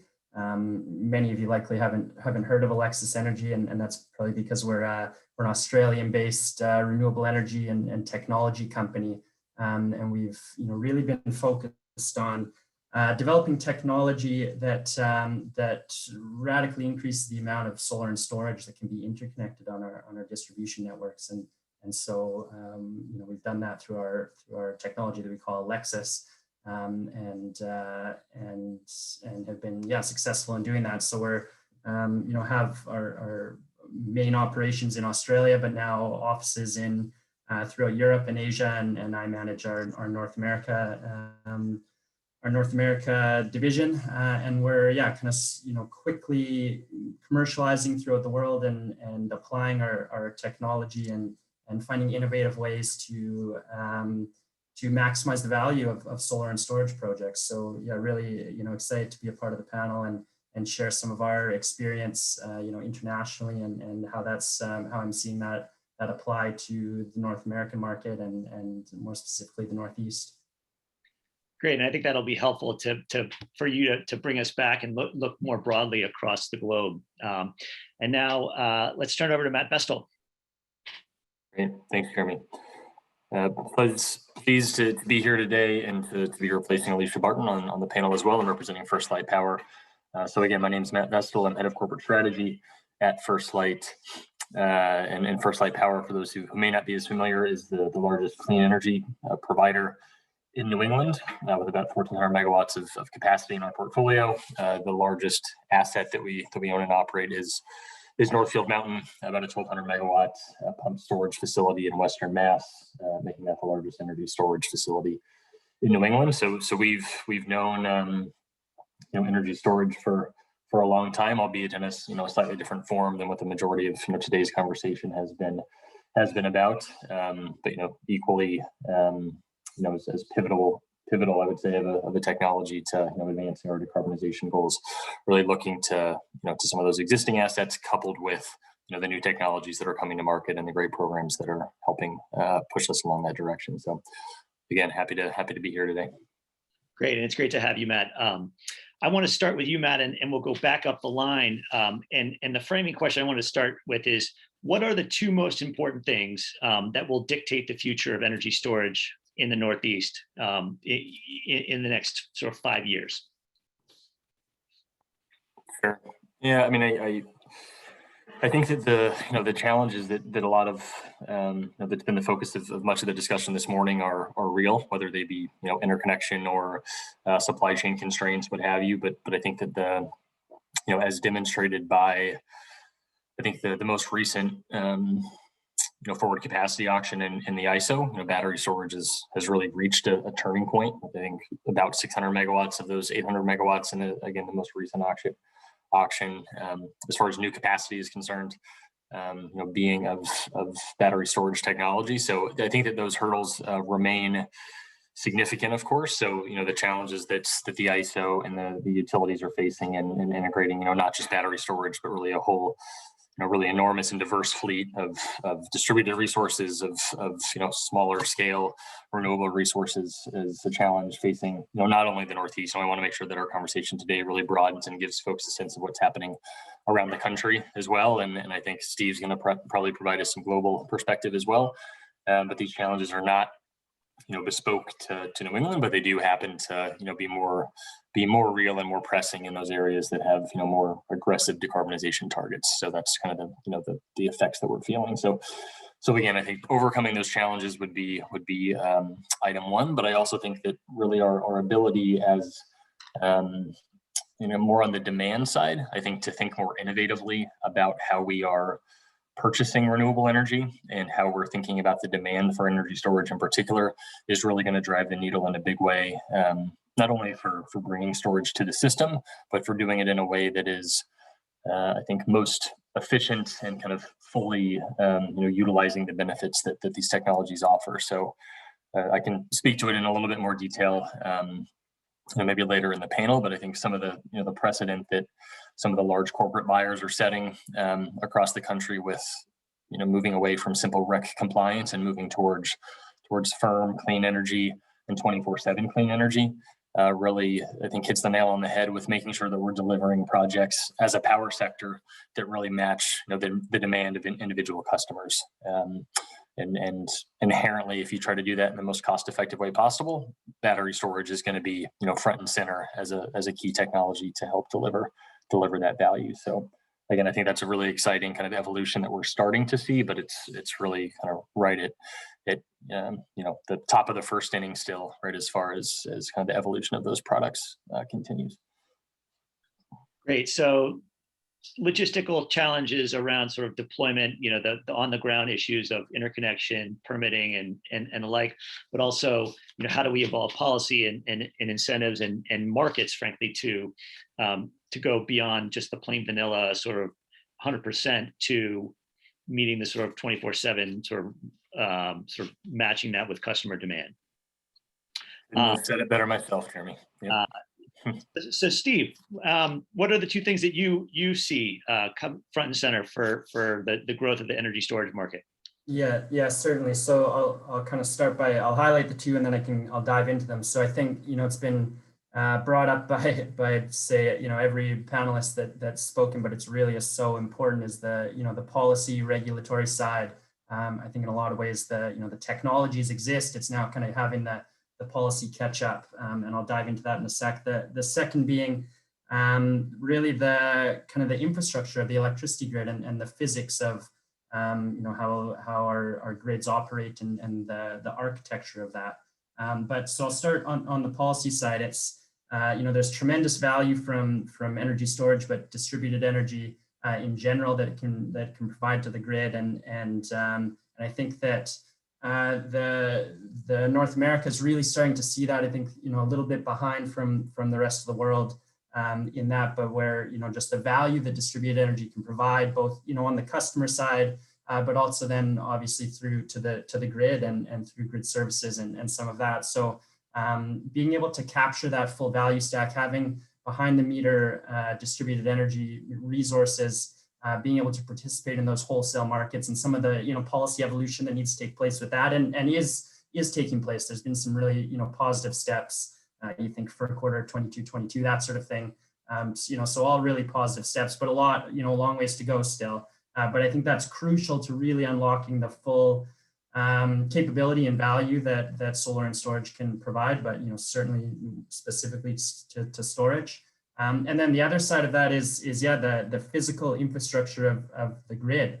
And it's, traditionally our electricity grids have been designed to have energy flow in one direction, right? It's been centralized power sources providing that, our electricity. And obviously with the uptake of distributed energy and the need for a two-way grid that causes all sorts of problems, that the utilities are having trouble with and you limited hosting capacity and that sort of thing. And so again, to really then, if you're to unlock that full value of distributed energy and energy storage and have these assets be able to provide that full value to our electricity networks, we need to have that two-way grid. You need to be able to export that energy and provide those grid services, then being able to do that, and that's been the focus of Alexis Energy, and I'm sure I'll be able to get into that later. But being able to do that then really develops the foundation for kind of the innovative clean energy applications that you're starting to see and hear about, whether that's vehicle to grid or transactive energy markets or kind of more complete virtual power plants that aren't sort of just the demand management side of things. And again, that all comes down to kind of the two-way grid and enabling that, which just unlocks a whole bunch of stuff. So yeah, that's kind of, I think, the two most important things and progressions we're going to see over, kind of the next 1 to 5 years in the US. Yeah, certainly be able to speak to that as far as our international experience and where things are at that way. Terrific. And those two issues of infrastructure and sort of technology, the deployment are closely linked, and I'm sure that there's going to be plenty to unpack there. Jamil, let's turn to you. Sure. So I will take a bit of a panelist prerogative and expand. I'll hit the 5-year and a little bit beyond answer because that's a lot of what I think about. I think for the 5-year answer, there's a lot of overlap with what Matt and Steve have already raised. So I think my first one is really the policy question, but specifically how policy starts to evolve about what sort of resources are going to be eligible in the low carbon future that we're headed towards. So this can have a really big impact on the amount of storage we expect to see on the vault system, and really the role it helps play in balancing a really high renewable electricity system that we're expecting. And just a point of context there, in our national modeling and in the Northeast as well, we really expect renewable energy is going to be the cheapest form of decarbonized energy, period. So, you know, there's a lot of questions about how do we balance that system? How do we tie it into the rest of the economy further? And the second point is really, I think, building on Steve's point about sort of the infrastructure and the market rules around how do we move to more of a two-way power flow? What do market rules look like? How do we expand storage use cases to displace things like transmission, products around resiliency? I think that's really going to be important in the near term. For the longer term look, you know, moving out to 15 to 20 years, I think that first one around policy becomes critical. In the Northeast, we see, so if we were sort of neglecting the local transmission driven storage and resiliency driven storage, just thinking about how the bulk system operates, we see the Northeast is probably a little bit slower to add really high levels of energy storage compared to the rest of the country. And a lot of that's about sort of the renewable endowment mix, the role of hydro, the role of transmission. But once we're in that time frame, then the Northeast really is adding a lot of storage. And so again, these rules about if there's no thermal plants, if we can't add new transmission, that really changes the role that storage plays in the future. And there's a lot more of it. And Mr. Berwin. Sure. I mean, obviously a lot has already been said here, and I want to emphasize the policy point here. There is an interplay. I think I'm a markets geek too, and obviously market design as a policy driver is going to matter. Big questions about, you know, as you move, for example, to longer duration needs for resource adequacy, how you're actually going to bring in storage and have it be paid for given current market designs. But really, you know, the history of the Northeast has oftentimes been a history of states leading when it comes to policy and driving that forward, whether it's through aggressive decarbonization plans or very direct things like storage targets, clean peak standards and the like. And so I think that when we think about the future of energy storage in the Northeast, we're going to be really, in many respects, watching what states are going to be doing in terms of the commitments they make and on what timelines, especially because once you have aggressive decarbonization commitments, things like the transportation sector become electrified, perhaps heat starts to become electrified. And that further electrification of the economy inherently calls for much more coordination and distribution as well of that coordination. And energy storage, I think, has a very important role to play in orchestrating that grid that is going to be decarbonizing via electrification, especially because the twin challenge then is resilience, right? The more you electrify your economy, the greater value and import there is to electric service resilience so that you don't have as many cascading infrastructure challenges with the power system that's more deeply linked with it. And so energy storage really sits at the nexus of those conversations. And so I see state policy as really the lead driver in determining how and at what speed that's going to happen. The other thing I'll note is that at a 50,000 foot level, it's what are you competing against, right? So Jamil made note that, you know, more transmission and more hydro can change the ultimate market size opportunity for energy storage in the Northeast. The absence of those obviously changes it likewise. Similarly, local grid infrastructure constraints will improve or reduce the market sizing prospects for distributed storage. And so I think it's just, you know, other technology developments, to the extent that there are alternatives for a zero carbon, you know, firm energy delivery, whether that's flexible nuclear or other things, those become sort of the things you keep your eye on here. And I think that right now there's a really good prospect for energy storage to be the key solution for being able to deliver decarbonization at higher rates of clean energy deployment. But remember that, you know, a bunch of new transmission lines that trade across different regions, I'm not suggesting that's something that you should be for or against. It's just a more realistic recognition of changing what kind of a resource mix is then necessary inside the Northeast. It also seems like it's an issue where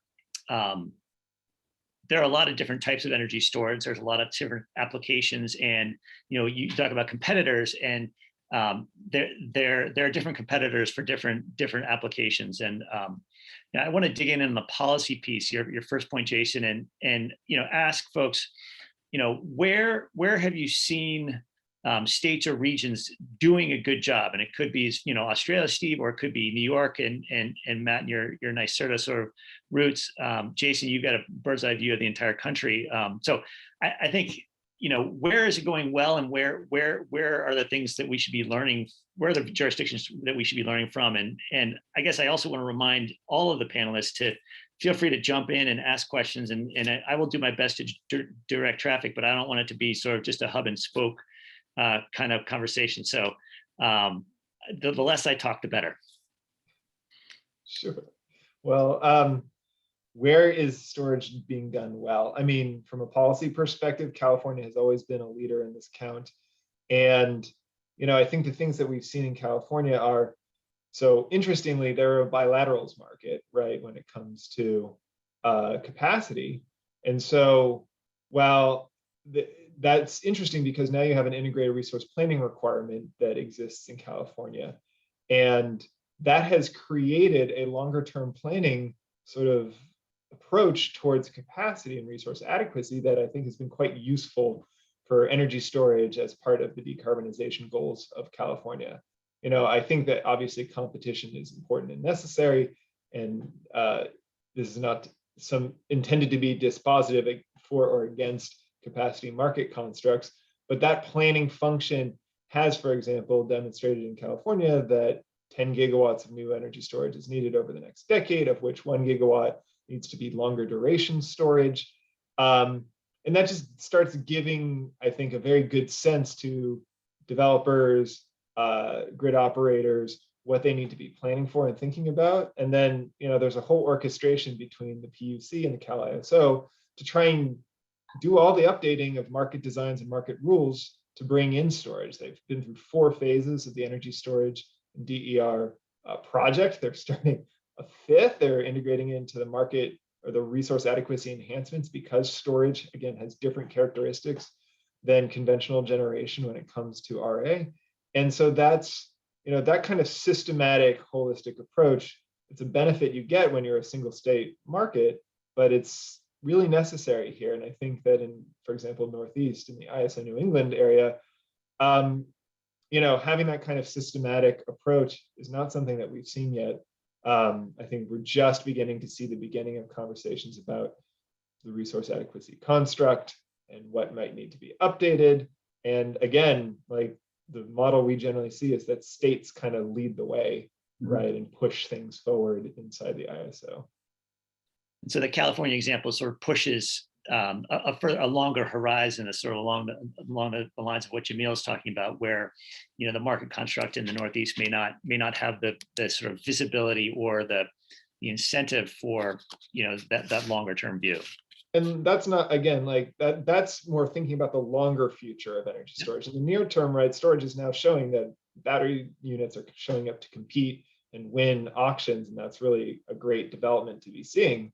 So I want to distinguish between the sort of more immediate next few years kind of look for which I don't think this is as much of a concern, and then the longer view where I think that's where you start to have some of this consideration, especially if these are capital intensive assets where you really need to have things that help financiers say, yeah, we're going to get behind this because we can see the future that this is being built into.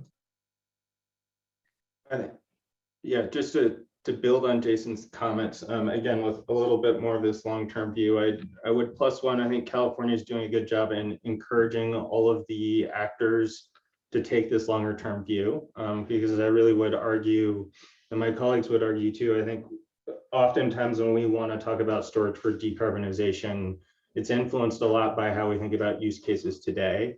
And I think, a decarbonized system, a really high renewable system, those use cases actually look different. And I think having that sort of process helps with that.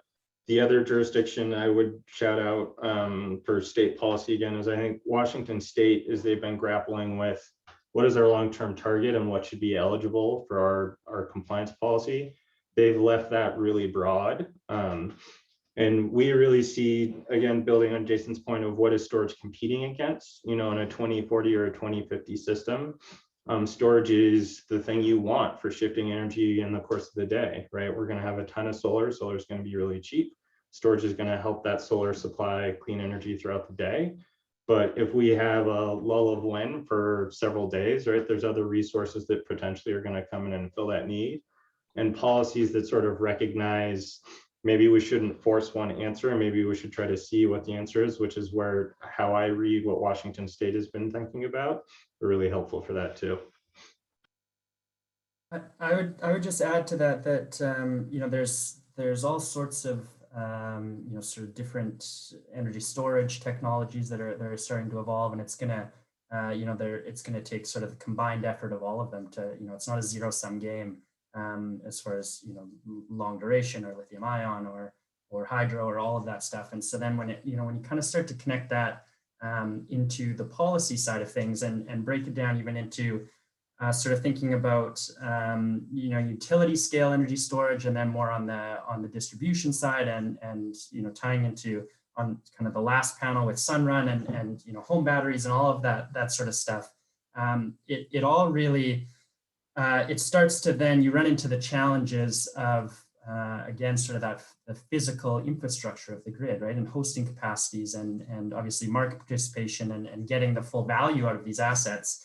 And so I think that a challenge from the kind of policy regulation side of things is sort of the traditional utility models and their construct and how how they're incentivized and sort of creating that competitiveness, allowing third parties to then participate and provide that value. And so I think you're seeing in places like Hawaii is a fantastic example of kind of transitioning as they're getting higher saturations of local renewables and local energy storage, where the regulators realize we need to transition away from kind of that incentivizing the CapEx spend by utilities and sort of the endless cycle of grid upgrades, and moving towards more of a performance-based regulation. New York's kind of trying to do sort of something similar with New York Rev. I think you're going to start to see a lot more of that as you get higher saturations of local distributed energy, which will play a big part in that energy mix and will fill a piece of the puzzle and complement the kind of more the utility scale energy storage that'll be used at that transmission distribution sort of interconnect and to support wind and solar farms and that sort of thing. Yeah, it's funny you mentioned that, because I think like on the distributed side, like where you mentioned performance-based regulation, where are the good models here, right? I think Jeremy's note was like, who's doing this well?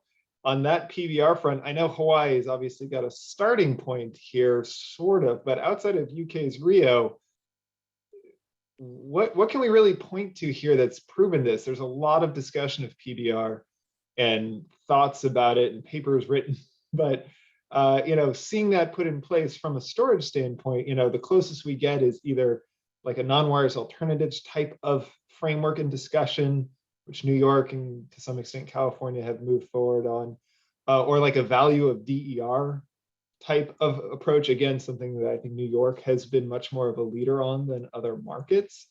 Those are not necessarily performance-based regulation, right, as a sort of holistic framework. So I feel like I at least from a storage perspective, I'd like to try and stay focused on like, well, can we have some piece of what would be performance-based rate making at a micro scale, something we can put our hands on that we've seen doing well, that we have lessons learned from. And that's immediately sort of where my mind goes.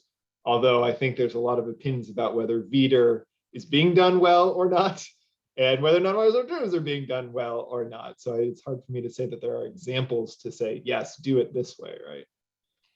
Yeah, it looked like Matt was going to jump in. I don't know if Matt, if you want to weigh in on this.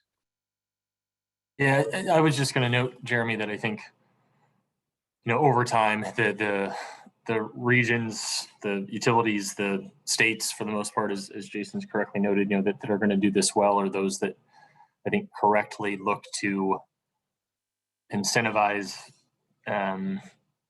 those performance metrics that batteries do well, and stepping away from the kind of the blunt upfront incentive models that do work to a certain point and are great in the formation days of bringing technologies to market. But once they start being, really economically, competitive, you want to ensure that you're actually placing these assets in strategic locations at the right time that deliver maximum value to the grid, right? So we've talked a little bit about how, storage, or the need for storage, changes as you build out more transmission, as you, more properly integrate existing hydro, things like this.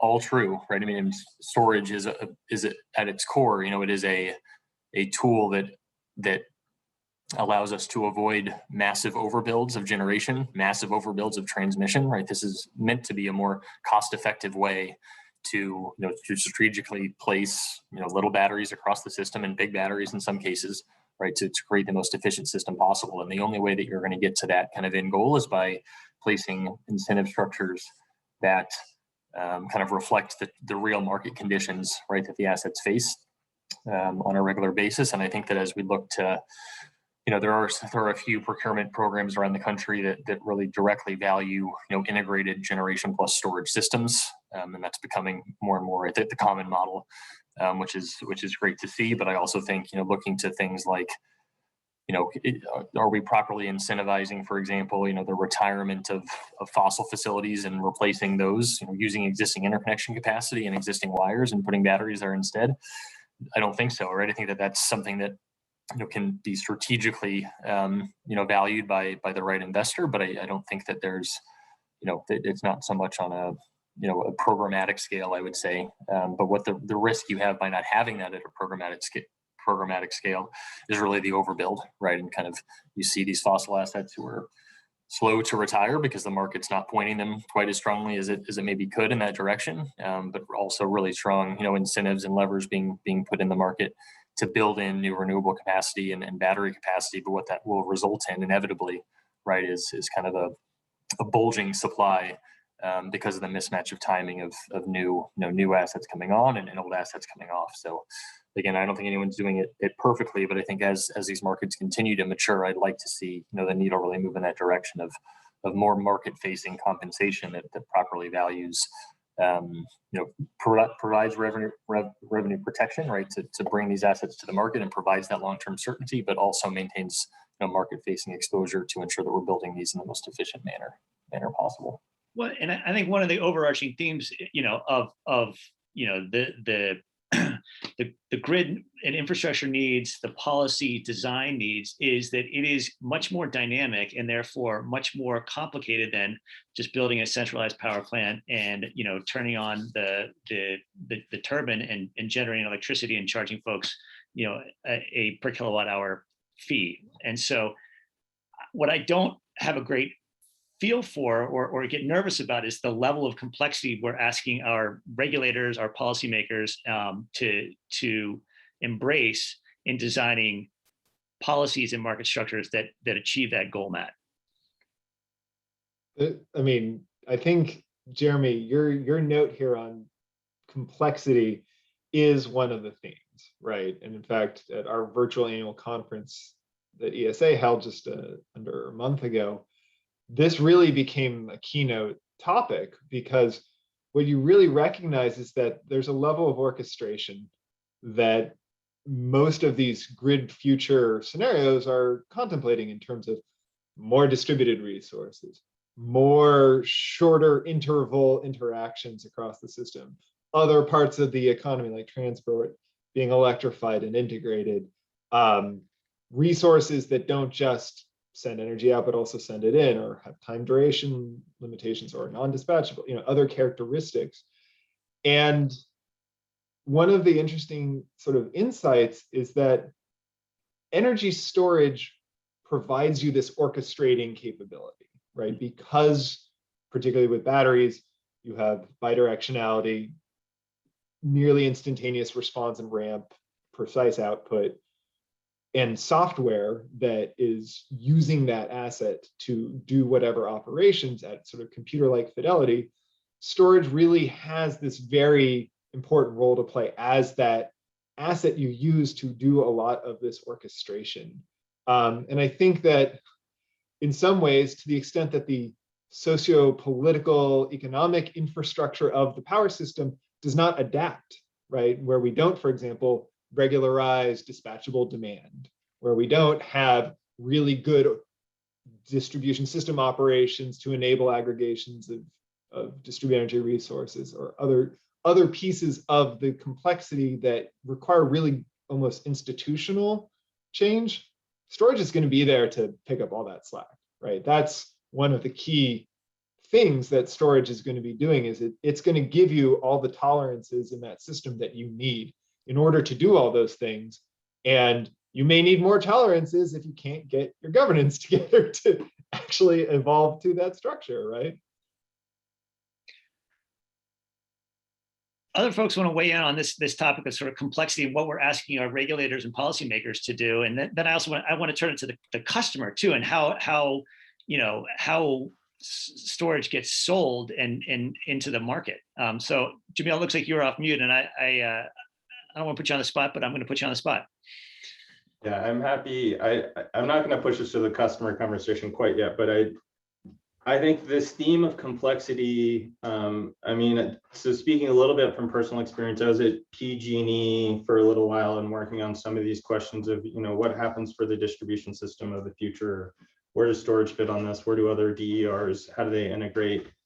I think contrasting that with sort of how I think about the world now, which is very much as a long-term planner, is I think there is going to be a phase of really this grappling with complexity, but I think if we can sort of get to the transformative thinking about, if the goal is decarbonization, like what is required and what makes sense.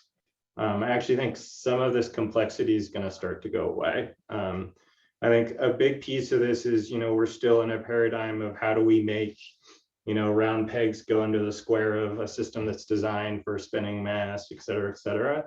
I think some of this is when we better recognize, flexible load, like beyond water heaters and air conditioners, like large scale industrial flexible load is going to have this critical role in supporting a high renewable system. I think that gives us more breathing room to hopefully start having the conversations about there's bigger scale market redesign that needs to happen that may take some of the pressure off of this. We have to make storage work in this current confines. And I think it's also in our national modeling, we look a lot at sort of the interplay between distributed versus more utility scale resources, right? We know there's a lot of factors that may push us down the distributed path, particularly around resiliency. I think there's a lot to talk about there, but really the cheapest way to do this is going to be utility scale. I think it's easier to solve some of that complexity on the bigger systems. I'll jump in on that as well. So I think part of the complexity challenges that utilities and network operators face is it ties into the one-way grid architecture. So if you have all these energy storage resources that you can call upon to sort of help with that flexibility and demand response, that's great. That's one thing. But I think they start to then part of that challenge is understanding the value that if these resources can export energy and provide, essentially sort of replace the capabilities of centralized generation that way and provide different grid services that way, that's tremendous value. But they're having a lot of challenges in this one-way grid architecture, and that it's not, you can't consistently rely on those resources when you need them. And there's some really good examples of this challenge out of Australia. And I'll reference one being a Tesla virtual power plant program that they did in South Australia.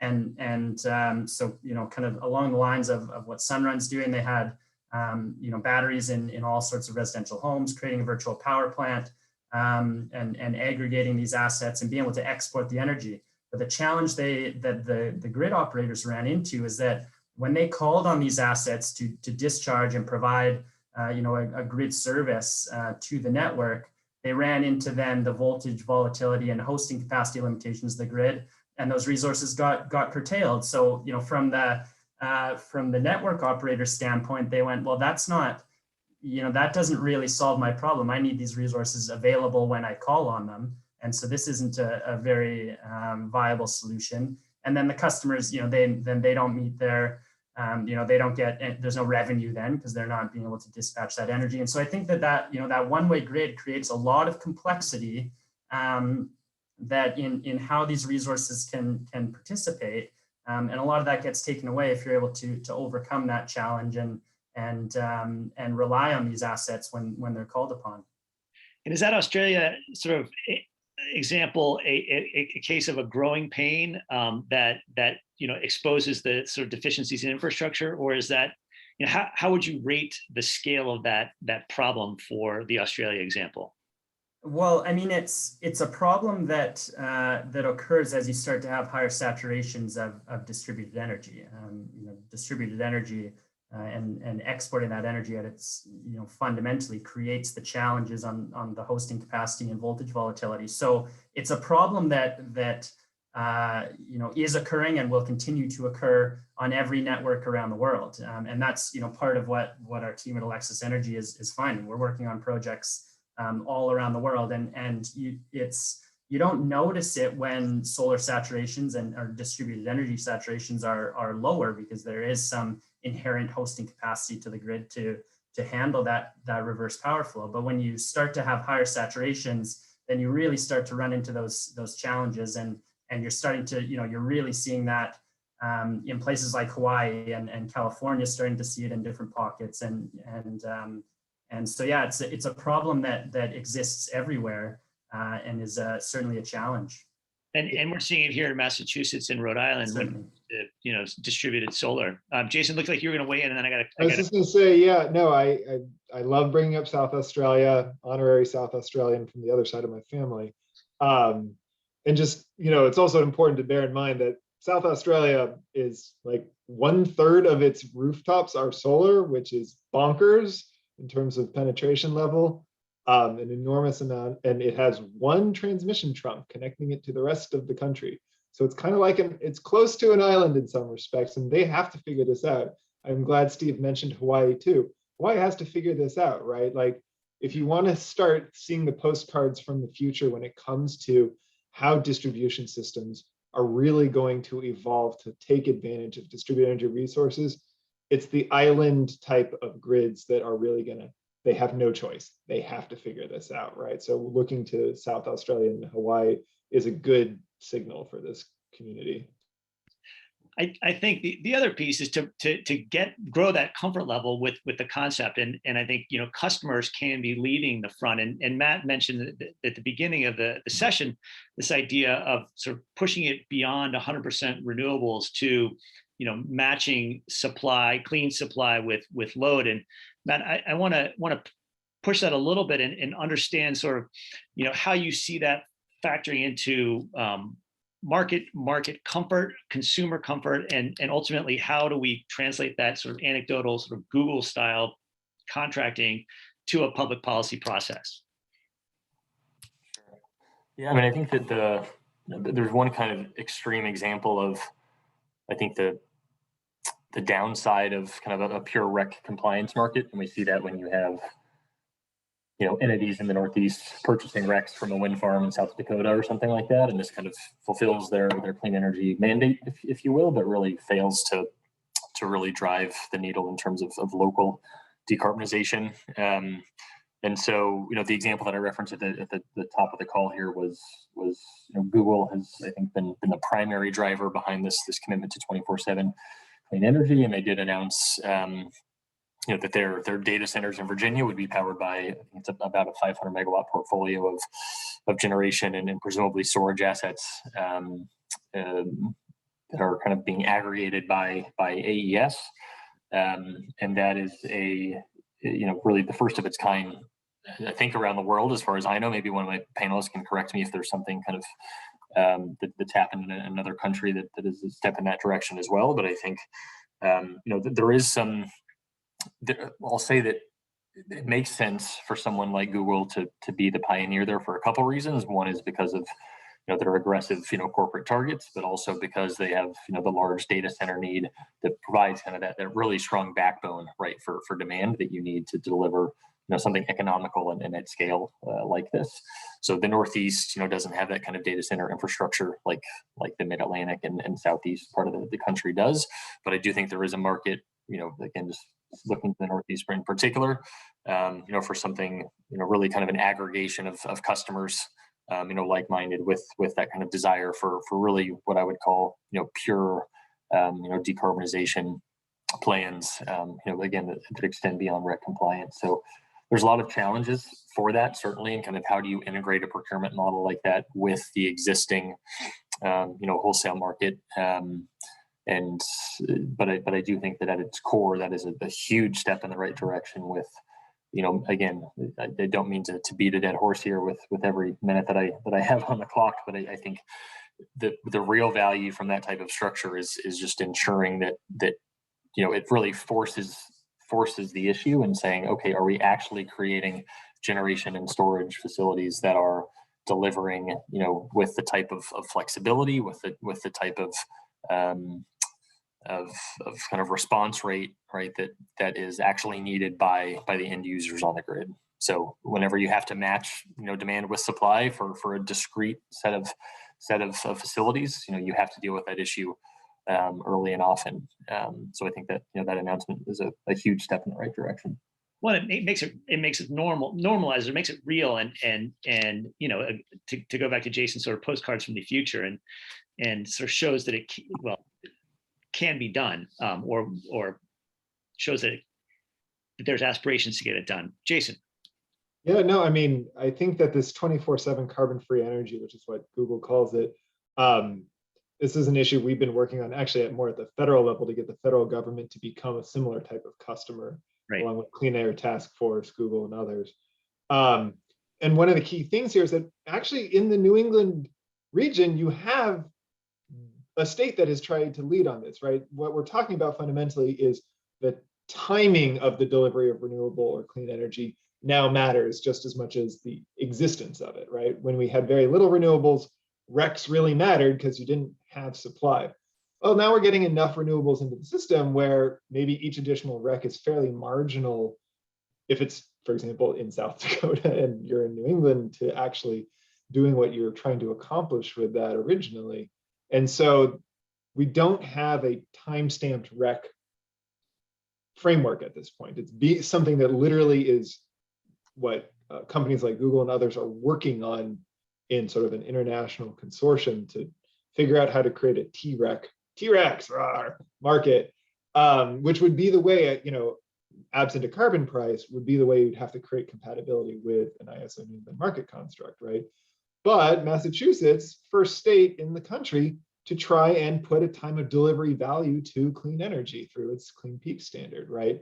And we can obviously argue about the design of that program, since I think it's much more of an administrative construct there. But this time of delivery of clean energy is a rising interest. Corporates are leading it because corporates like Google have not just requirements that they've made commitments internally, but increasingly they realize that like RECs are turning into greenwashing a little bit. And so they need to really step up. And this is the way we're going to see that happen. Policymakers are going to be a part of this precisely to the extent that their programs and their frameworks create some value to the time of delivery of that clean energy, right? And there's other ways to do it besides T-RECs and Clean Peak standards. It's just recognizing that that's really what we're fundamentally getting at when we think about these 24/7 efforts. Adding that temporal element. And Jamil, it looks like you're going to hop in here. Yeah, I think I'm going to maybe offer a counterpoint from the long-term planning and just the concerns about, well, let me take a step back and say, I think it's a logical progression, and I think it's a helpful step towards sort of where we need to be. I do think there needs to come a point where we sort of take a step back and have this deeper transformational thinking moments of like, what do we want the system to look like in the future? And I raise this specifically because I think this idea of a timed REC could be powerful when it's still a small number of players trying to move the market. But if we're actually designing a system for the future, a really valuable component we found in a lot of our modeling is to leave gas plants there. And maybe those gas plants can burn a clean fuel. Maybe they burn natural gas, offset it somewhere else in a net zero economy. But having those gas plants is gonna, save you maybe 50% of the whole system's costs, rather than, having to use a particular subset of resources like battery storage to meet the needs of gas plants that are running a handful of times a year to meet, multiple days of renewable shortfalls. So I think the concern with the timed rec and policy around that all hours need to always be from a subset of resources may foreclose options that could make decarbonization a lot cheaper. But isn't that the goal, sort of where we ultimately need to be, is to be 100% carbonized, or is there in the sort of the long term, is there still a place for gas-fired generation? I mean, our modeling would suggest that there is in the long run, even in a net zero economy. Policy preferences don't allow for that. You can still have a reliable system. But that's really, the set of resources that are helping to balance that high renewable system. Storage has a really critical role, but so does transmission, so does large scale industrial flexible load, and so do gas plants to a small extent. We're talking about the CCTGs that we've already sunk cost in today. They're not running nearly as much as they would in the future. It's like a 5% cap factor. But if you don't have those plants that can do multiple days, the alternatives are viable. They're just a lot more expensive. Everybody. I think it's a fascinating point, Camille, right? And your response, Jeremy, is I think a really important one. That, right, I think that we do kind of as an industry, and this extends well beyond energy storage, right? It's a broader kind of clean energy industry sessions or panels like this. We hear something like, maybe there is some home for natural gas, in the long-term future, and folks maybe don't like that as an answer, but I do think we have to be eyes wide open, right? That if that is a materially, cost-effective solution, then we certainly need to be aware of it, right? We need to be aware of the cost of kind of forcing all of those units out, even though that's not exactly what we're doing today, apart from, New York is one interesting example, right? Where kind of by legislation, they're forcing retirement, in a way that's more aggressive than what we're seeing in some other markets. But I think, if you move to a system where those types of units, Jamil, are running significantly less, but still providing some of those really valuable, whether it's peaking services or ancillary services, how does the compensation structure, then need to shift, right, to ensure that those units can really stay on the market, right? And presumably that's, through kind of rethinking the capacity market, which is obviously a huge component right now for the ISO, but it's less for making sure those units stay on, right, and more for just making sure that new renewable resources are kind of properly compensated, in lots of different ways to argue about that. But I think this other element then of retaining those units in a system where fossil fuel is running significantly less, but still providing what's kind of objectively a really valuable service. How does that capacity market look in that future? And I think that's again just another hurdle to work through. Although one thing I would note here is that the issue of how do you compensate a capital asset that runs very infrequently but for very high value is actually very similar to the problem of longer duration storage compensation, right? So if you can solve the challenge for longer duration storage, you probably have created at least part of the framework for gas plants that run very infrequently as well, right? One thing I would say though is that it seems like over the last year in particular, there's just been an enormous amount of interest to create a hydrogen substitution as the pathway by which those assets remain a part of the system. And I think there's lots of questions down that pathway that need to get answered systematically. I don't think it's just, oh yeah, green hydrogen, the end. We don't have to think about this anymore. There's a lot of questions behind that. But I do think that, to Jamil's point, yeah, once you start pushing past, I don't know what your models were, past 80% or past some higher level share, that is really where a lot of these questions of cost and technology choice are going to rise up. Until we get to that point, though, this is not really a huge cost driver from much of the modeling that we've seen. And I think ISO New England is what, like 40 something percent gas, and 45 right now. there you go. So, still got a ways to go. Yeah, and I think that the modeling is definitely helpful context, but it's not a today question. It is natural gas is going to be here for a while, and I think we can talk about the future of it. What I want to shift to is sort of the technology. And Steve said at the beginning, there's a lot of technologies here, and I think that the fact that there is a storage market and a storage industry is a testament to that. But long duration storage gets talked about, hydrogen and other sort of pieces. What are the technology leaps that we need to see to help the industry grow and help those markets sort of solve some of the problems that we've been discussing? Steve, I'll turn it to you first. Yeah, sure. I'll kind of I'll sound like a bit of a broken record maybe, but I think that I think the biggest sort of technology hurdle or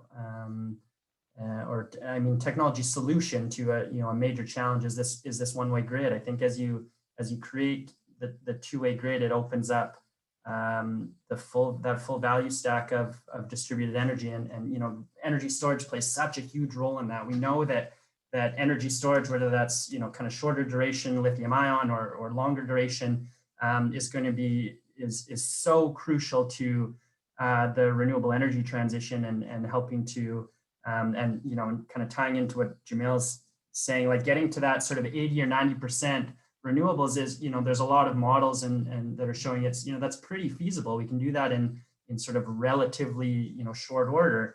It's that last 10% that gets really challenging, and there's some technology innovation, certainly in the long duration storage side of things that needs to take place.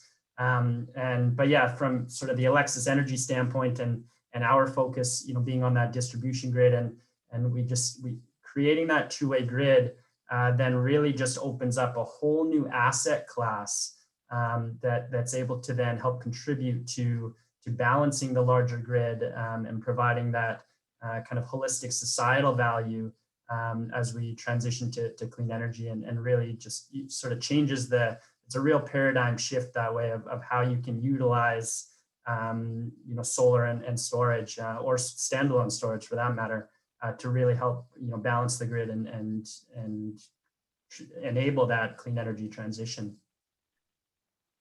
So back to infrastructure, back to a two-way grid. Mm-hmm. Yeah. Do you want me to sort of elaborate on some of the challenges that we're seeing with that, or? Camille for a second, and then maybe we'll come back. Sure. I think the big technology question is, I think it's the one that we've already sort of talked about, the balancing challenges for really high renewable system. It's that longer, what if we don't have enough energy? And I think, there may be, I think right now we have an idea for how to do that feasibly. Technology could disrupt that. I think I'm maybe a little bit less bullish on long duration storage, just because the problem we were describing is the longer the duration of the balancing problem you're trying to solve, the less often it happens. And to Jason's point, the sort of the business model around how do you do that, if the longer the duration the storage is, the less you use it, becomes more and more challenging. I think there's room for that there. There may be other, I've read some stuff about some chemical and thermal hybrid applications that can sort of play a role with sort of a more traditional generator.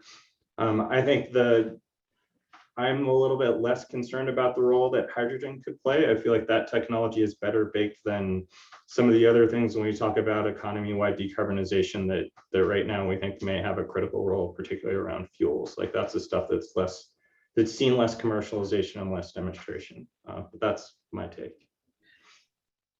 Just to sort of on the counterpoint side here, I think that from an energy storage technology standpoint, one thing we also have to recognize is that there are some different attributes, even if we're going to longer duration, that differentiate some of these assets, right? So anything that deals with thermal storage, for example. So we know that there are companies working with molten salts, molten metals, literally rocks, like heating up rocks, right?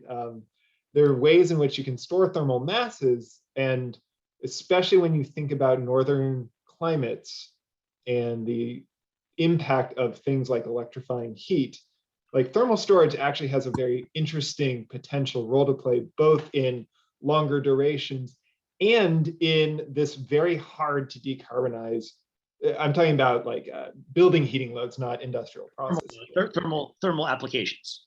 Yeah, but the point being that, so we're seeing interesting ways in which folks are looking at, for example, hybridizing those assets with thermal generators, in part because you have so much heat that could potentially be, it'll be hard to figure out, but you can try to trap and use in these kinds of manners that get you also to longer duration. There are companies like Malta based in Massachusetts that are working on sort of the two-way cool and heat storage as well. And so and phase change materials in buildings, we don't think of them as energy storage technologies, but they are kind of actually that, right? So there's a way in which thermal has an interesting role to play because it crosses between heating, thermal needs, and power needs, right? It's something that the Northeast will continue to always have a trade-off, it seems like, when it comes to fuel.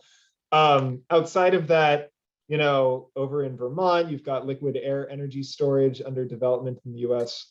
The first projects were actually in the UK. And the way in which folks are working with using pressure and temperature with commonly available, whether it's air or water or other things, you know, you're seeing a whole new sector getting involved in energy storage, which is the chemical sector that has traditionally not seen it, but are really good at doing things like changing the temperature and pressure of materials in safe and replicable manners. So Air Liquide now is also doing this cryo battery type stuff. And there's some real, again, scaling potential with some of those assets. You've got folks working on, of course, different types of power to gas, hydrogen being the obvious one. And, you know, we've seen whether it's Wärtsilä or GE or others, all the folks who are in the gas industry are creating units certainly capable of firing from hydrogen. Ammonia is another carrier. Outside of that, you've got electrochemical storage technologies like what Form Energy is doing. Again, another Massachusetts spin out technology. Which is, I believe, sulfur-based, if I'm not mistaken. So you've got a number of these, and the key thing is just, if you assume that the use case is balancing a high level of renewables, that drives you to a certain sort of discussion of cost points. And like the Department of Energy, ARPA-E specifically, has been doing really good work on figuring out like, what are these cost targets we need to meet? They're really low, really low capital cost targets. So that's really the challenge for technology innovation. But you don't necessarily get paid for integrating a high level of renewables today. That's years away. And so it's really figuring out what are these niches in the interim that create market entry. And the two that I see are, one is the resilience angle, particularly for islands or far grid communities, right? Especially ones that have fuel supplies that can get disrupted easily. Colonial Pipeline, not power sector, but like probably going to raise that concern to a lot of folks. And then the second is as infrastructure, right? Storage as transmission. So transmission can be expensive and difficult to create, and longer duration technologies actually could potentially overcome reliability violations, potentially be cheaper, certainly probably get built more quickly to deal with those issues, and get compensated in a way that's more like infrastructure, which is frankly better suited to things that cycle less and have long lifetimes, right? And then you've got a 1,200 megawatt asset in you know, western central Massachusetts that's sited in place, and you know, I guess the question is sort of, for something like Northfield Mountain, how do the markets need to evolve to make that a long duration storage asset, as it were? Sure. Yeah, I mean, it's right. This is I think often overlooked, right? That we do have a 1,200 megawatt 8-hour battery sitting here. It's been sitting here for a long time and providing, you know, really vital service to New England, but it is still underutilized, right? And a lot of that is just, you know, kind of in the nature of compensation, right? And this is a, you know, a fully, you know, merchant asset that has, you know, been there and kind of watching, you know, these new incentive structures play out in New England to, you know, try to bring whether it's renewables or battery storage to the market, but all the while, you know, remaining simply, you know, a market-facing tool and resource. So, but I think that, I mentioned this earlier, kind of this dynamic between, a lack of existing, particularly peaking capacity, that's not retiring from the system, along with new renewables and energy storage coming to the market. And really where you see that hit the head, or come to a head, I should say, first and foremost is through the capacity market, right? And it's the price declines that we've seen there, the price compression over the past few years is really, an example, or I think also a kind of a, letting folks know kind of what may be coming, in the LMP market in the future as well, which obviously an asset like Northfield is exposed to as well. So there are some capacity market reforms that I think need to be considered to ensure that that's all about reliability, but making sure also that we're not, as it stands right now, I think a good demonstration of this is, we're paying assets the same, through the capacity market, whether they really run or whether they don't, right? So whether you're they have to obviously have the ability to perform, and they have to be tested and demonstrate that ability. But an asset that runs at a 20% capacity factor will be paid the same, capacity wise, at least as one that runs 1% of the time. And we see that with the abundance of 10 to 20 megawatt oil peakers, right, that exist across New England today. So, and again, this is a bit of a roundabout answer, but all of this is to say that those are all forces that are compressing the capacity market and making it harder for assets like Northfield Mountain, to participate fully, I would say, in the market that exists today. So I think as new renewables come into the system, particularly offshore wind, right, you're going to have some really increased LMP volatility, presumably, and the integration of batteries will dampen that to some extent, right? This is something that hasn't been talked as much about today, but the application of batteries with energy arbitrage from an economic perspective, is one where batteries will eat their own lunch, right? So kind of understanding that dynamic and how, what's the correct kind of compensation method, just to ensure that there's kind of commercial and financial viability for bringing these assets to market. And obviously batteries are quite resilient to that, because of the large number of use cases that we've kind of exhaustively talked about earlier today. But I think, Jeremy, this is again a roundabout way of really saying the capacity market, first and foremost, that's where we see the issues primarily existing for assets like Northfield. And that's where, when you start to think about assets brought on by the Maltas and the Forum Energies, where they're going to need some real confidence in those markets, I would say, presumably, if these are really market-facing assets and compensation structures, they're going to have to kind of rethink, right, to make sure that those markets properly compensate, the value that these types of facilities bring. So we're gonna start turning to some of the questions that are in the Q&A, and this is perhaps an unfair question to you, Matt, around what quarter of Massachusetts has the most variable load and that most need for storage, or sort of are there transmission sources?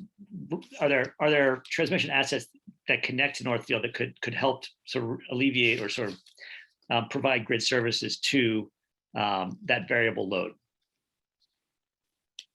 Sure. Yep. And I'm reading the question. Thanks, Bill, for that one. I think part of this is that this isn't really a fixed story, right? So it's understanding not only where the most kind of variable load and variable energy pricing exists today, but also where how that's expected to change over the near term. And this is not only looking at ISO New England in a vacuum, but also recognizing kind of the arms that we have connecting us to Canada and to New York, and then down through all the way to PJM as well. These all have a dynamic impact on really the value of storage from kind of particularly from an energy arbitrage perspective here in the Northeast. So thinking about, again, and I'm reading your question as we go here, but are there transmission assets that could connect to Northfield? It is possible. I think we're looking really keenly at the integration of offshore wind in particular, and saying being able to pair something like Northfield Mountain directly to a large 1,200 or 1,800 megawatt offshore wind project really would ensure that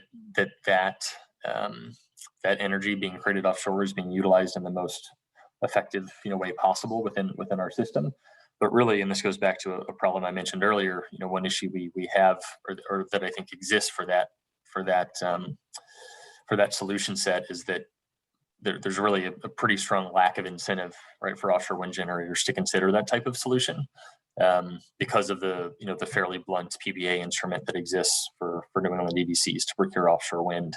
Really, it's they're being strongly pushed in the direction of delivering assets at the lowest cost possible. But then you're kind of relying on offshore wind, that program to deliver certain values to the market, for connected solutions to deliver certain other benefits, and for Clean Peak to deliver oftentimes overlapping but other benefits. And I think that that's maybe a workable solution, but I think one that could be questioned in terms of its kind of overall efficiency, right? And again, allowing the market to integrate those resources on the supply side, could really be, I think, strategic from a cost perspective as well, and making sure that something like Northfield is utilized to the fullest extent possible, right? So if it is paired directly with these types of generation resources or transmission resources, then the utilization rate should go up and the value to the system should go up as well. Switching to utility-owned and utility-scale storage, one of the questions in the chat, and this is open to everybody, is, does the question is, it would seem that the utility CapEx would lead to more utility-owned, utility-scale storage, and has that been the case? I guess my interpretation of that is that, does the utility sort of business model lend itself to utility-owned storage, and where are you seeing that happen, if anywhere? So I think that maybe one way I would slightly amend this is since we're talking about the Northeast where it's restructured, it's perhaps between vertically integration and restructured is maybe a slightly more apt way to think about this, because we are seeing an enormous amount of energy storage development in vertically integrated markets, right? Where resource adequacy is the state's responsibility, not the markets, and the utilities are therefore signing things like 20-year contracts for energy storage. That's not to say that you can't do storage in ISO. Obviously, we've seen some things clear the capacity markets. It's just a recognition that when you're able to do long-term contracting, remember, most storage is pretty much a CapEx-driven asset, not a OpEx-driven asset. And so that just makes it different than something that's fuel-based where you pay as you go a lot more. And that changes the nature of risk and what you need to be able to have to finance these longer term assets. And contracting, long-term contracting will always make it easier to finance a long-term CapEx driven asset. Yeah. I mean, we are, go ahead, sorry, Jamil. A quick addition, so +1 to Jason's answer. I think the other piece is, for vertically integrated utilities, and this came up on the last panel, is there's an opportunity to cut through a lot of the complexity around use cases, right? So market rules can be restrictive in structured markets. And there's also just the question of, to the extent the way you operate a storage resource is going to impact the investment and the longevity of the investment, vertically integrated utility is going to be a lot more comfortable saying, well, we've got the keys. So, we're happy to do it. No, I think that issue of control definitely factors into the utilities level of comfort with storage assets generally. I mean, there is a battery going in Provincetown, Massachusetts, which is geographically sort of at the end of the road, as a way to avoid some grid upgrades and still provide reliable service to the outer end of Cape Cod. I think that there are a variety of different sort of elements and different circumstances in where a utility-owned asset makes sense. I think that there's a little bit of tension in restructured states about who is the best market player there, and does the utility presence affect the competitive marketplace. Technology question around solid state batteries, and is that part of the energy storage future? And do they provide grid solutions? I mean, it's a part of the energy storage future. I think that where you're going to see solid takeoff is in mobile applications, because one of the main values here is much higher energy density, which the sector that's going to benefit from that most is things that have to move around, right? So for the grid, density matters, but not quite as much. And so I think it will remain to be seen how well solid state does in mobile before you probably see a lot of folks in the grid space looking at it. Anybody else want to weigh in on solid state batteries?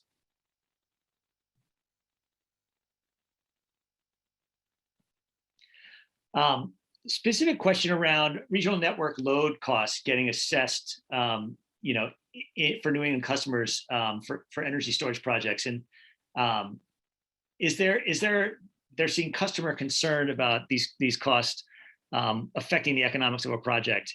Is there some there for anybody who knows the details? And if not, we can follow up offline. Jason, you're front and center, but that's maybe just a virtue of being the last one to speak.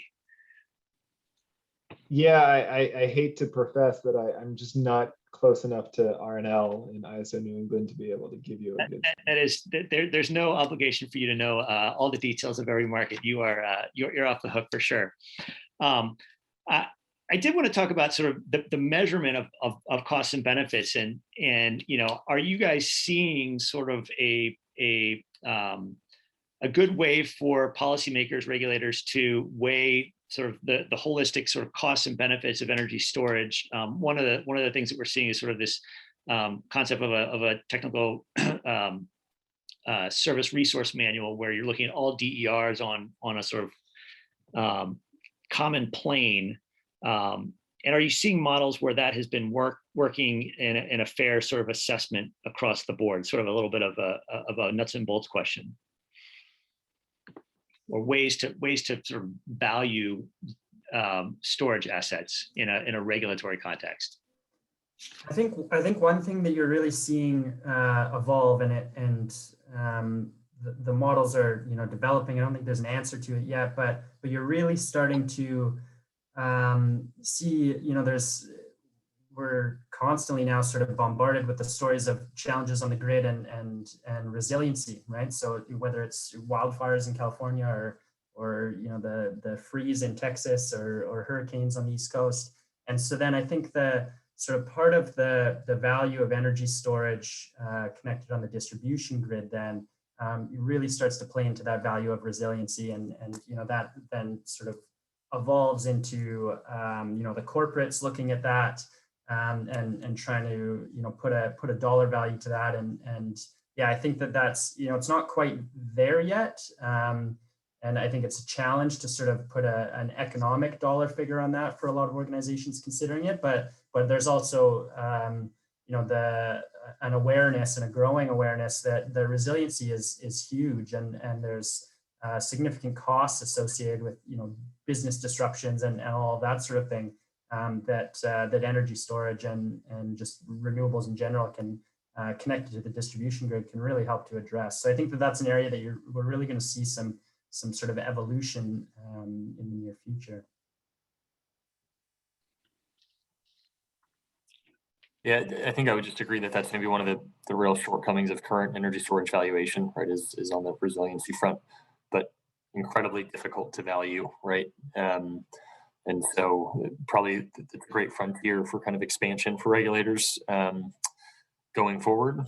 But I do also think that, you know, some of the, you know, making sure that our mechanisms of measuring, you know, carbon, the displacement of carbon generation, you know, and this kind of gets to, you know, it's great for the Northeast, but it's a bit sad that, you know, the Massachusetts Clean Energy Program really was the first of its kind to focus on time of day storage, you know, and renewable generation. But that's really right all about, you know, reducing kind of peak reliance on fossil units, which is, you know, whenever it comes to actually moving the needle on decarbonization, right? That's kind of where that's the tail where you know, those natural gas units are gonna hang on, right, due to their kind of resiliency and reliability benefits. So kind of properly incentivizing the ability of clean resources to displace those assets, right, is again tricky for a number of reasons whenever you get to actual resiliency, but in terms of kind of dollar figure of replacement of peaking units,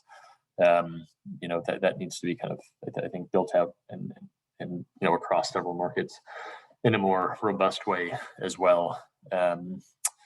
And maybe just one other piece. I know I mentioned it a bit earlier, but kind of, somehow finding perhaps regulatory mechanisms to really think more aggressively about pairing retirements with new asset integration is just an interesting concept. I know for us at First Light and for others, again, as we find that to really be an incredibly efficient way, right, to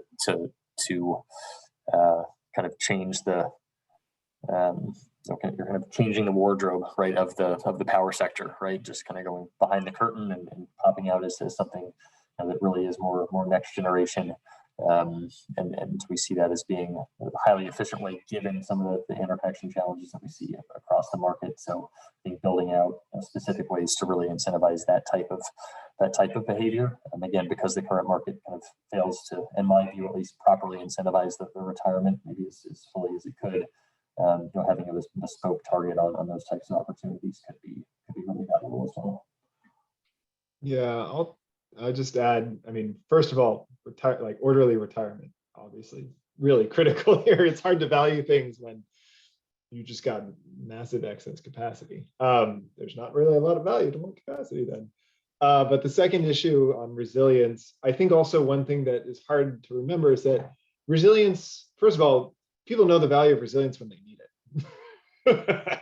Right? It's not like we don't know that how to value it. It's like it's an insurance product fundamentally, right? And that's what makes it different. It's not necessarily a conventional cost benefit.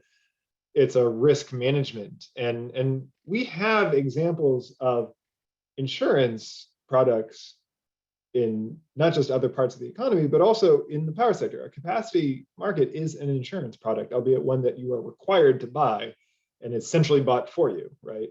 And so I think that when we think about resilience, for whom, what kind of service, like there's a bit of a need to differentiate and unpack resilience because it means different things depending on who the unit of analysis is. But also I do think then that this really does become an insurance type of product discussion. And there's not a whole, I certainly am not aware of a whole lot of thinking on this because in a regulatory environment, you really are focused on a cost benefit analysis, right? Show me that you will have some sort of positive CVA. And for tail risk type events or vectors with high covariate risk, like a region-wide event, right? We just don't have those models in place yet. So I think that there's an aspect of this, and maybe Jamil, I don't know if you guys are involved in this, but part of this is just a model and way we think of the world kind of element. I think the Texas outage is a key case point, right? Like that was a 1 in 10 LOLE, but that didn't look like the 1 in 10 LOLE that folks were thinking they were buying into. It looked like something far more serious, right? And so I think that that's where a lot of this probably starts. And then you're seeing places like policymakers in Massachusetts and other places who are trying to use at least an exogenous price signal for the value of resilience. In California, you have the ESTR program focused on folks vulnerable to public safety power shutoffs, for example.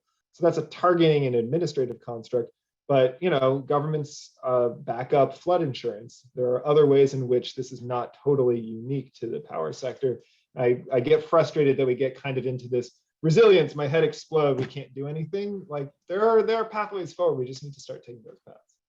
Yeah, and I think taking that sort of Texas example and pairing it with sort of analogies from the insurance space or other examples where we're valuing something for it being there when we need it is the path forward. And I think Jamil's going to solve that for us in our way to set me up. I wasn't going to say anything until Jason specifically asked for me to weigh in. I think it is, to everyone else's point, it's complicated, and I think it's specifically because the insurance product is a good analogy, but it's a little bit different. And that we have utilities that have attempted to, well, I shouldn't say utilities, societies attempted to translate what is effectively an insurance product into sort of something that can translate into a cost benefit framework that everyone must buy. Like baked into it is an assumption that this is what, as a society, the amount of risk we're willing to bear. And when we see that actually materialize, right, there's motivation to sort of revisit. But I think just the institutional inertia around how we've done things is going to make it really challenging to sort of get everyone to the same place of like, are we all thinking about this the same way? Do we understand it the same way? And how do we change sort of how we do the calculus to make the right decision? Steve, you get the last comment before I ask my final question. Sure, yeah, great. I bring a little bit of sort of Australia experience to this, and some of the conversations that we're having, and certainly ties into sort of the economics and the resiliency side of things. So we're seeing that with a lot of kind of the corporates that we're speaking to, and I'll highlight that kind of our sort of flagship project right now is with IKEA. So they're obviously really trying to lead the sustainability and carbon reduction push from in that corporate environment, and so kind of what those conversations are looking like is there the economics of them using local generation are stacking up, and the resiliency ends up being sort of the cherry on top, and it's not what's necessarily driving the decision. And so, kind of tying that into, say, like Google, right? Google's going, 24/7 renewable energy, but that's coming from wind and solar farms. And so the kind of the evolution of the conversation that we have seen take place in Australia is that it's essentially saying that, rooftop solar that's your cheapest form of clean energy. And so let's maximize your ability of on-site renewables, adding in energy storage, of course, which then, allows all sorts of kind of increases that value stack. And then you top up what you need from then, centralized sources, wind and solar farms. And so the economics of that, end up, those projects stack up, and the resiliency benefits then of having on-site renewables, solar and storage, then is really just sort of the cherry on top that, is the bonus for an IKEA, for instance. Terrific. So now it's time for my cheesy moderator wrap-up question. And it's going to be the same question to each of you. When we have this conversation 1 year from today, in 2022, what's the biggest difference in our energy storage markets here in the Northeast? Jamil, you go first. I think the biggest difference is the combination of sort of how the capacity rules have played out for ISO New England, as well as really how progressive, particularly in Massachusetts, has been. So again, I mentioned earlier that in our national modeling, we see regionally sort of for the bulk system question that New England might go slower than other parts of the country. But I think sort of charging ahead and trying to answer these difficult questions about, how do we get a resource that is societally desirable and make that work within the market rules is, I think, really the regions are the leader on that one.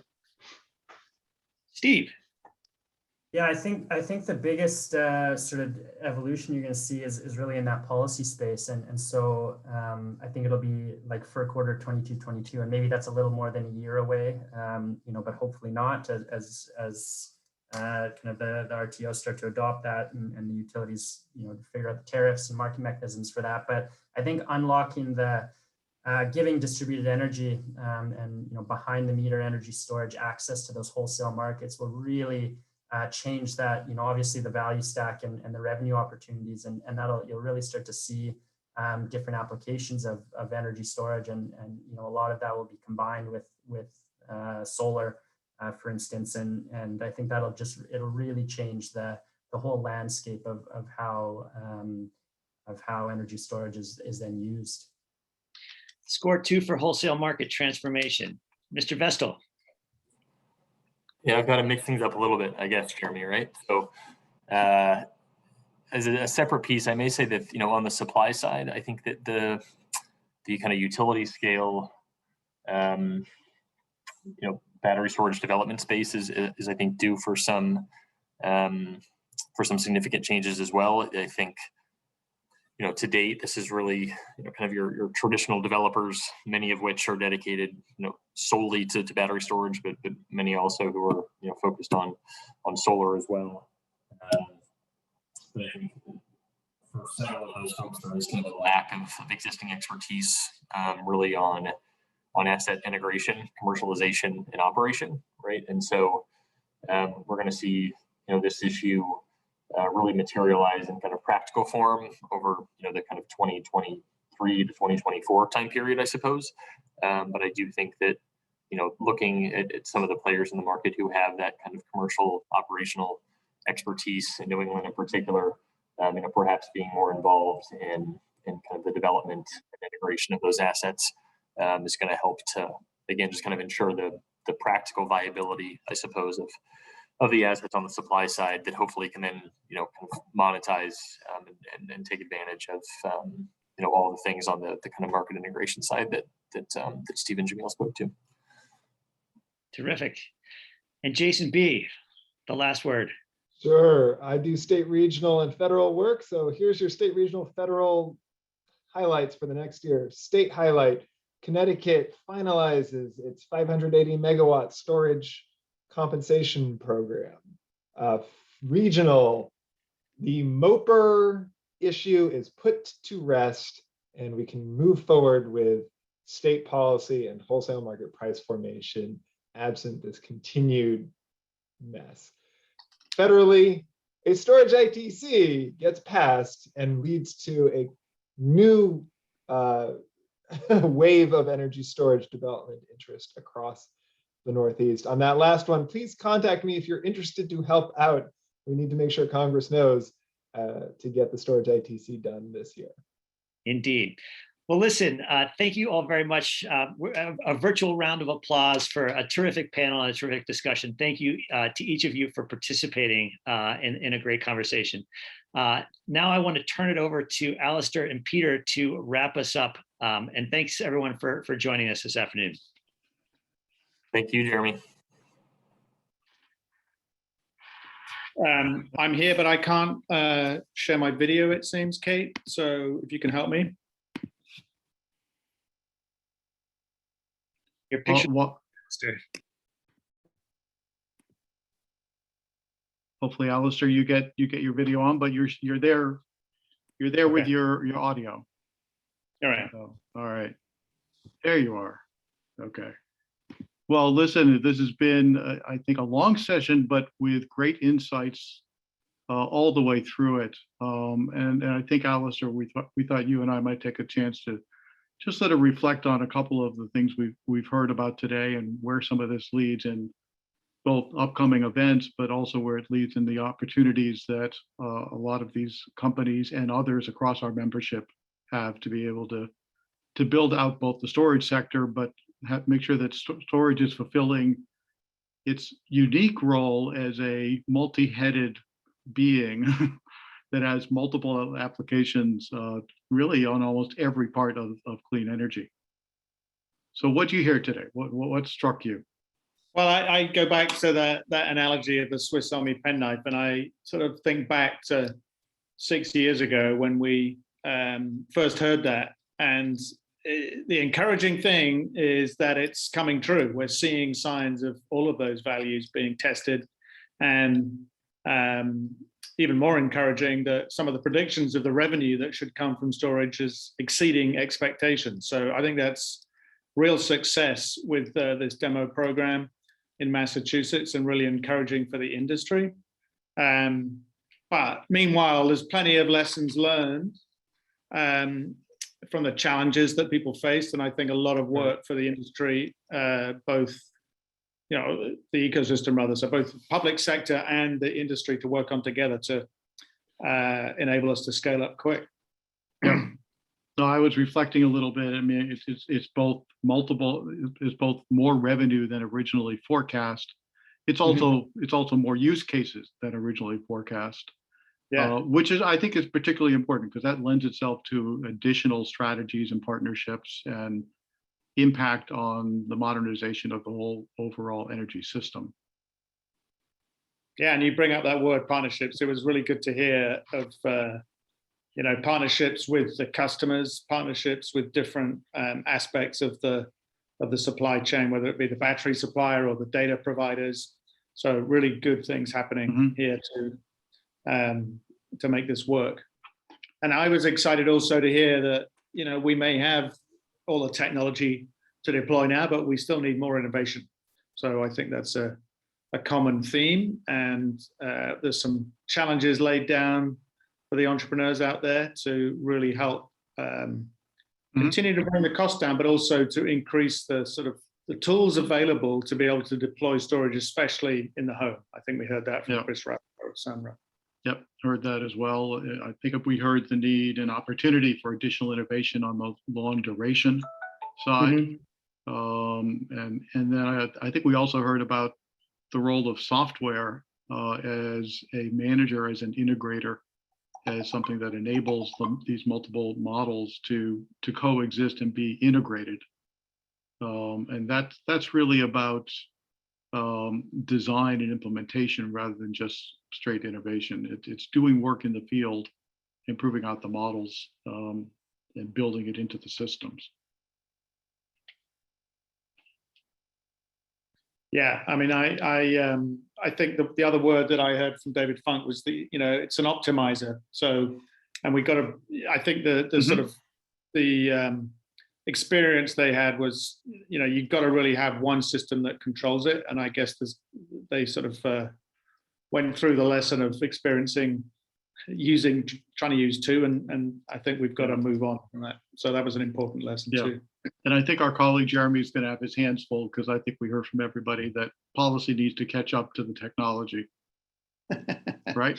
Yeah, lots of work to be done. And I guess, there's, I think everyone is, I think there's both complementary perspectives about some of the leadership in Massachusetts and the Northeast, and yet recognizing that there's lots of other places, California, Australia, other places to learn from as we figure out the way to modernize the grid and use storage as one of the major methods, one of the major hammers for doing that. And islands too. I think that was the other point, whether they're real islands or virtual ones like South Australia. But we should be on the lookout for those lessons to help us move along fast. Yeah. Well, great session, and I think lots to build on, and lots of ideas to weave into some of the efforts that our working groups and our membership and expanding membership continues to take on in the coming months, and see if we if the forecast for a year from now that Jeremy asked the panel hit the mark. Lots of efforts around market reform that were talked about there. And it seems that is certainly an immediate opportunity.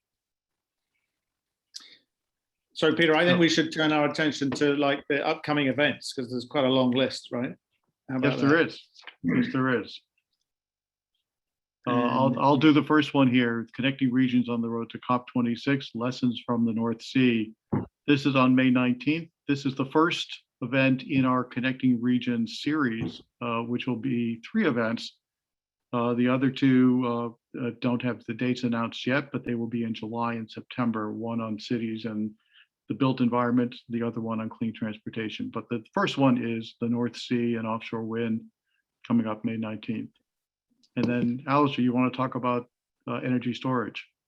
Yeah, especially for all those here today, thank you for coming here today. But there is a second part which we haven't publicized very widely, because it's an invite-only second part to anyone working in the public sector.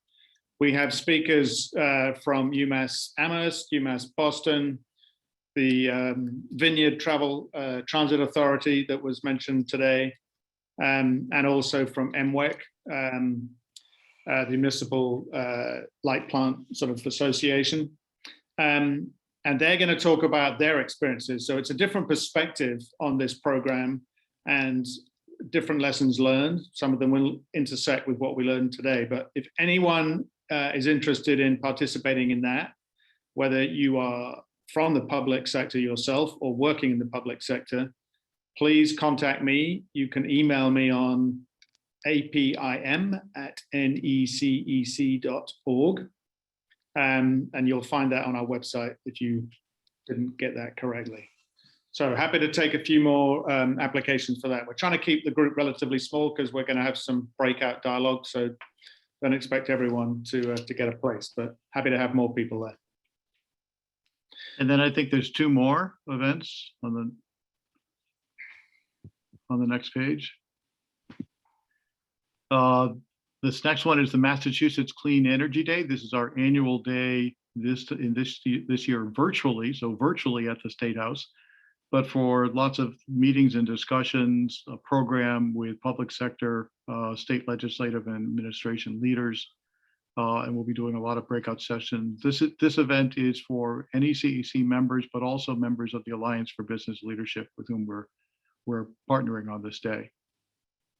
And if you're not a member, you can always join before the event. And then the final event here is our 6th annual Clean Tech Financial Innovation Summit, which is on June 22nd.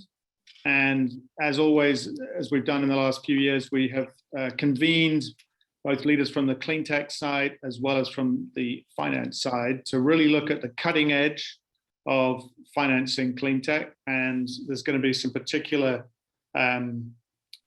looks into one of the topics that came up today, actually, which was insurance for energy storage, but looking at how people can assess risk in cutting edge technology and help to bring the cost down of financing those sort of projects. So we've got a great panel with people from Generate Capital, Greenworks Lending, Huck Capital, Ascend Analytics, and more. So please check it out. You'll see the details on our website and you can register from that link. And I think that is a wrap for today's session. So thank you very much. First of all, congratulations to Alistair, Jeremy, great event. Thank you for all of our members and all of our partners and leaders and experts on the who were panelists today. Thank you to the Mass Clean Energy Center and DOER as partners and collaborators in supporting this event. And thank you to everybody for attending, for your questions, for the work that you're doing in this space. Lots of opportunity ahead of us. And I'd like to say thank you to the team that helped make this possible, to Kate and Mary Elizabeth and the Field Associates team. And we will be sharing a recording of this event as well as the slides, and we're going to write a blog as well. So you'll see all that probably next week sometime. Thank you again to the panelists too. Really enjoyed the discussion earlier. Thank you all, everybody. Actually, before you go, just look out as you leave. There is a survey we'd love you to fill in. So please do spend a couple of minutes before you start your next meeting just to give us some feedback on our event and see how we can learn to improve for future ones. We really appreciate that. Thank you.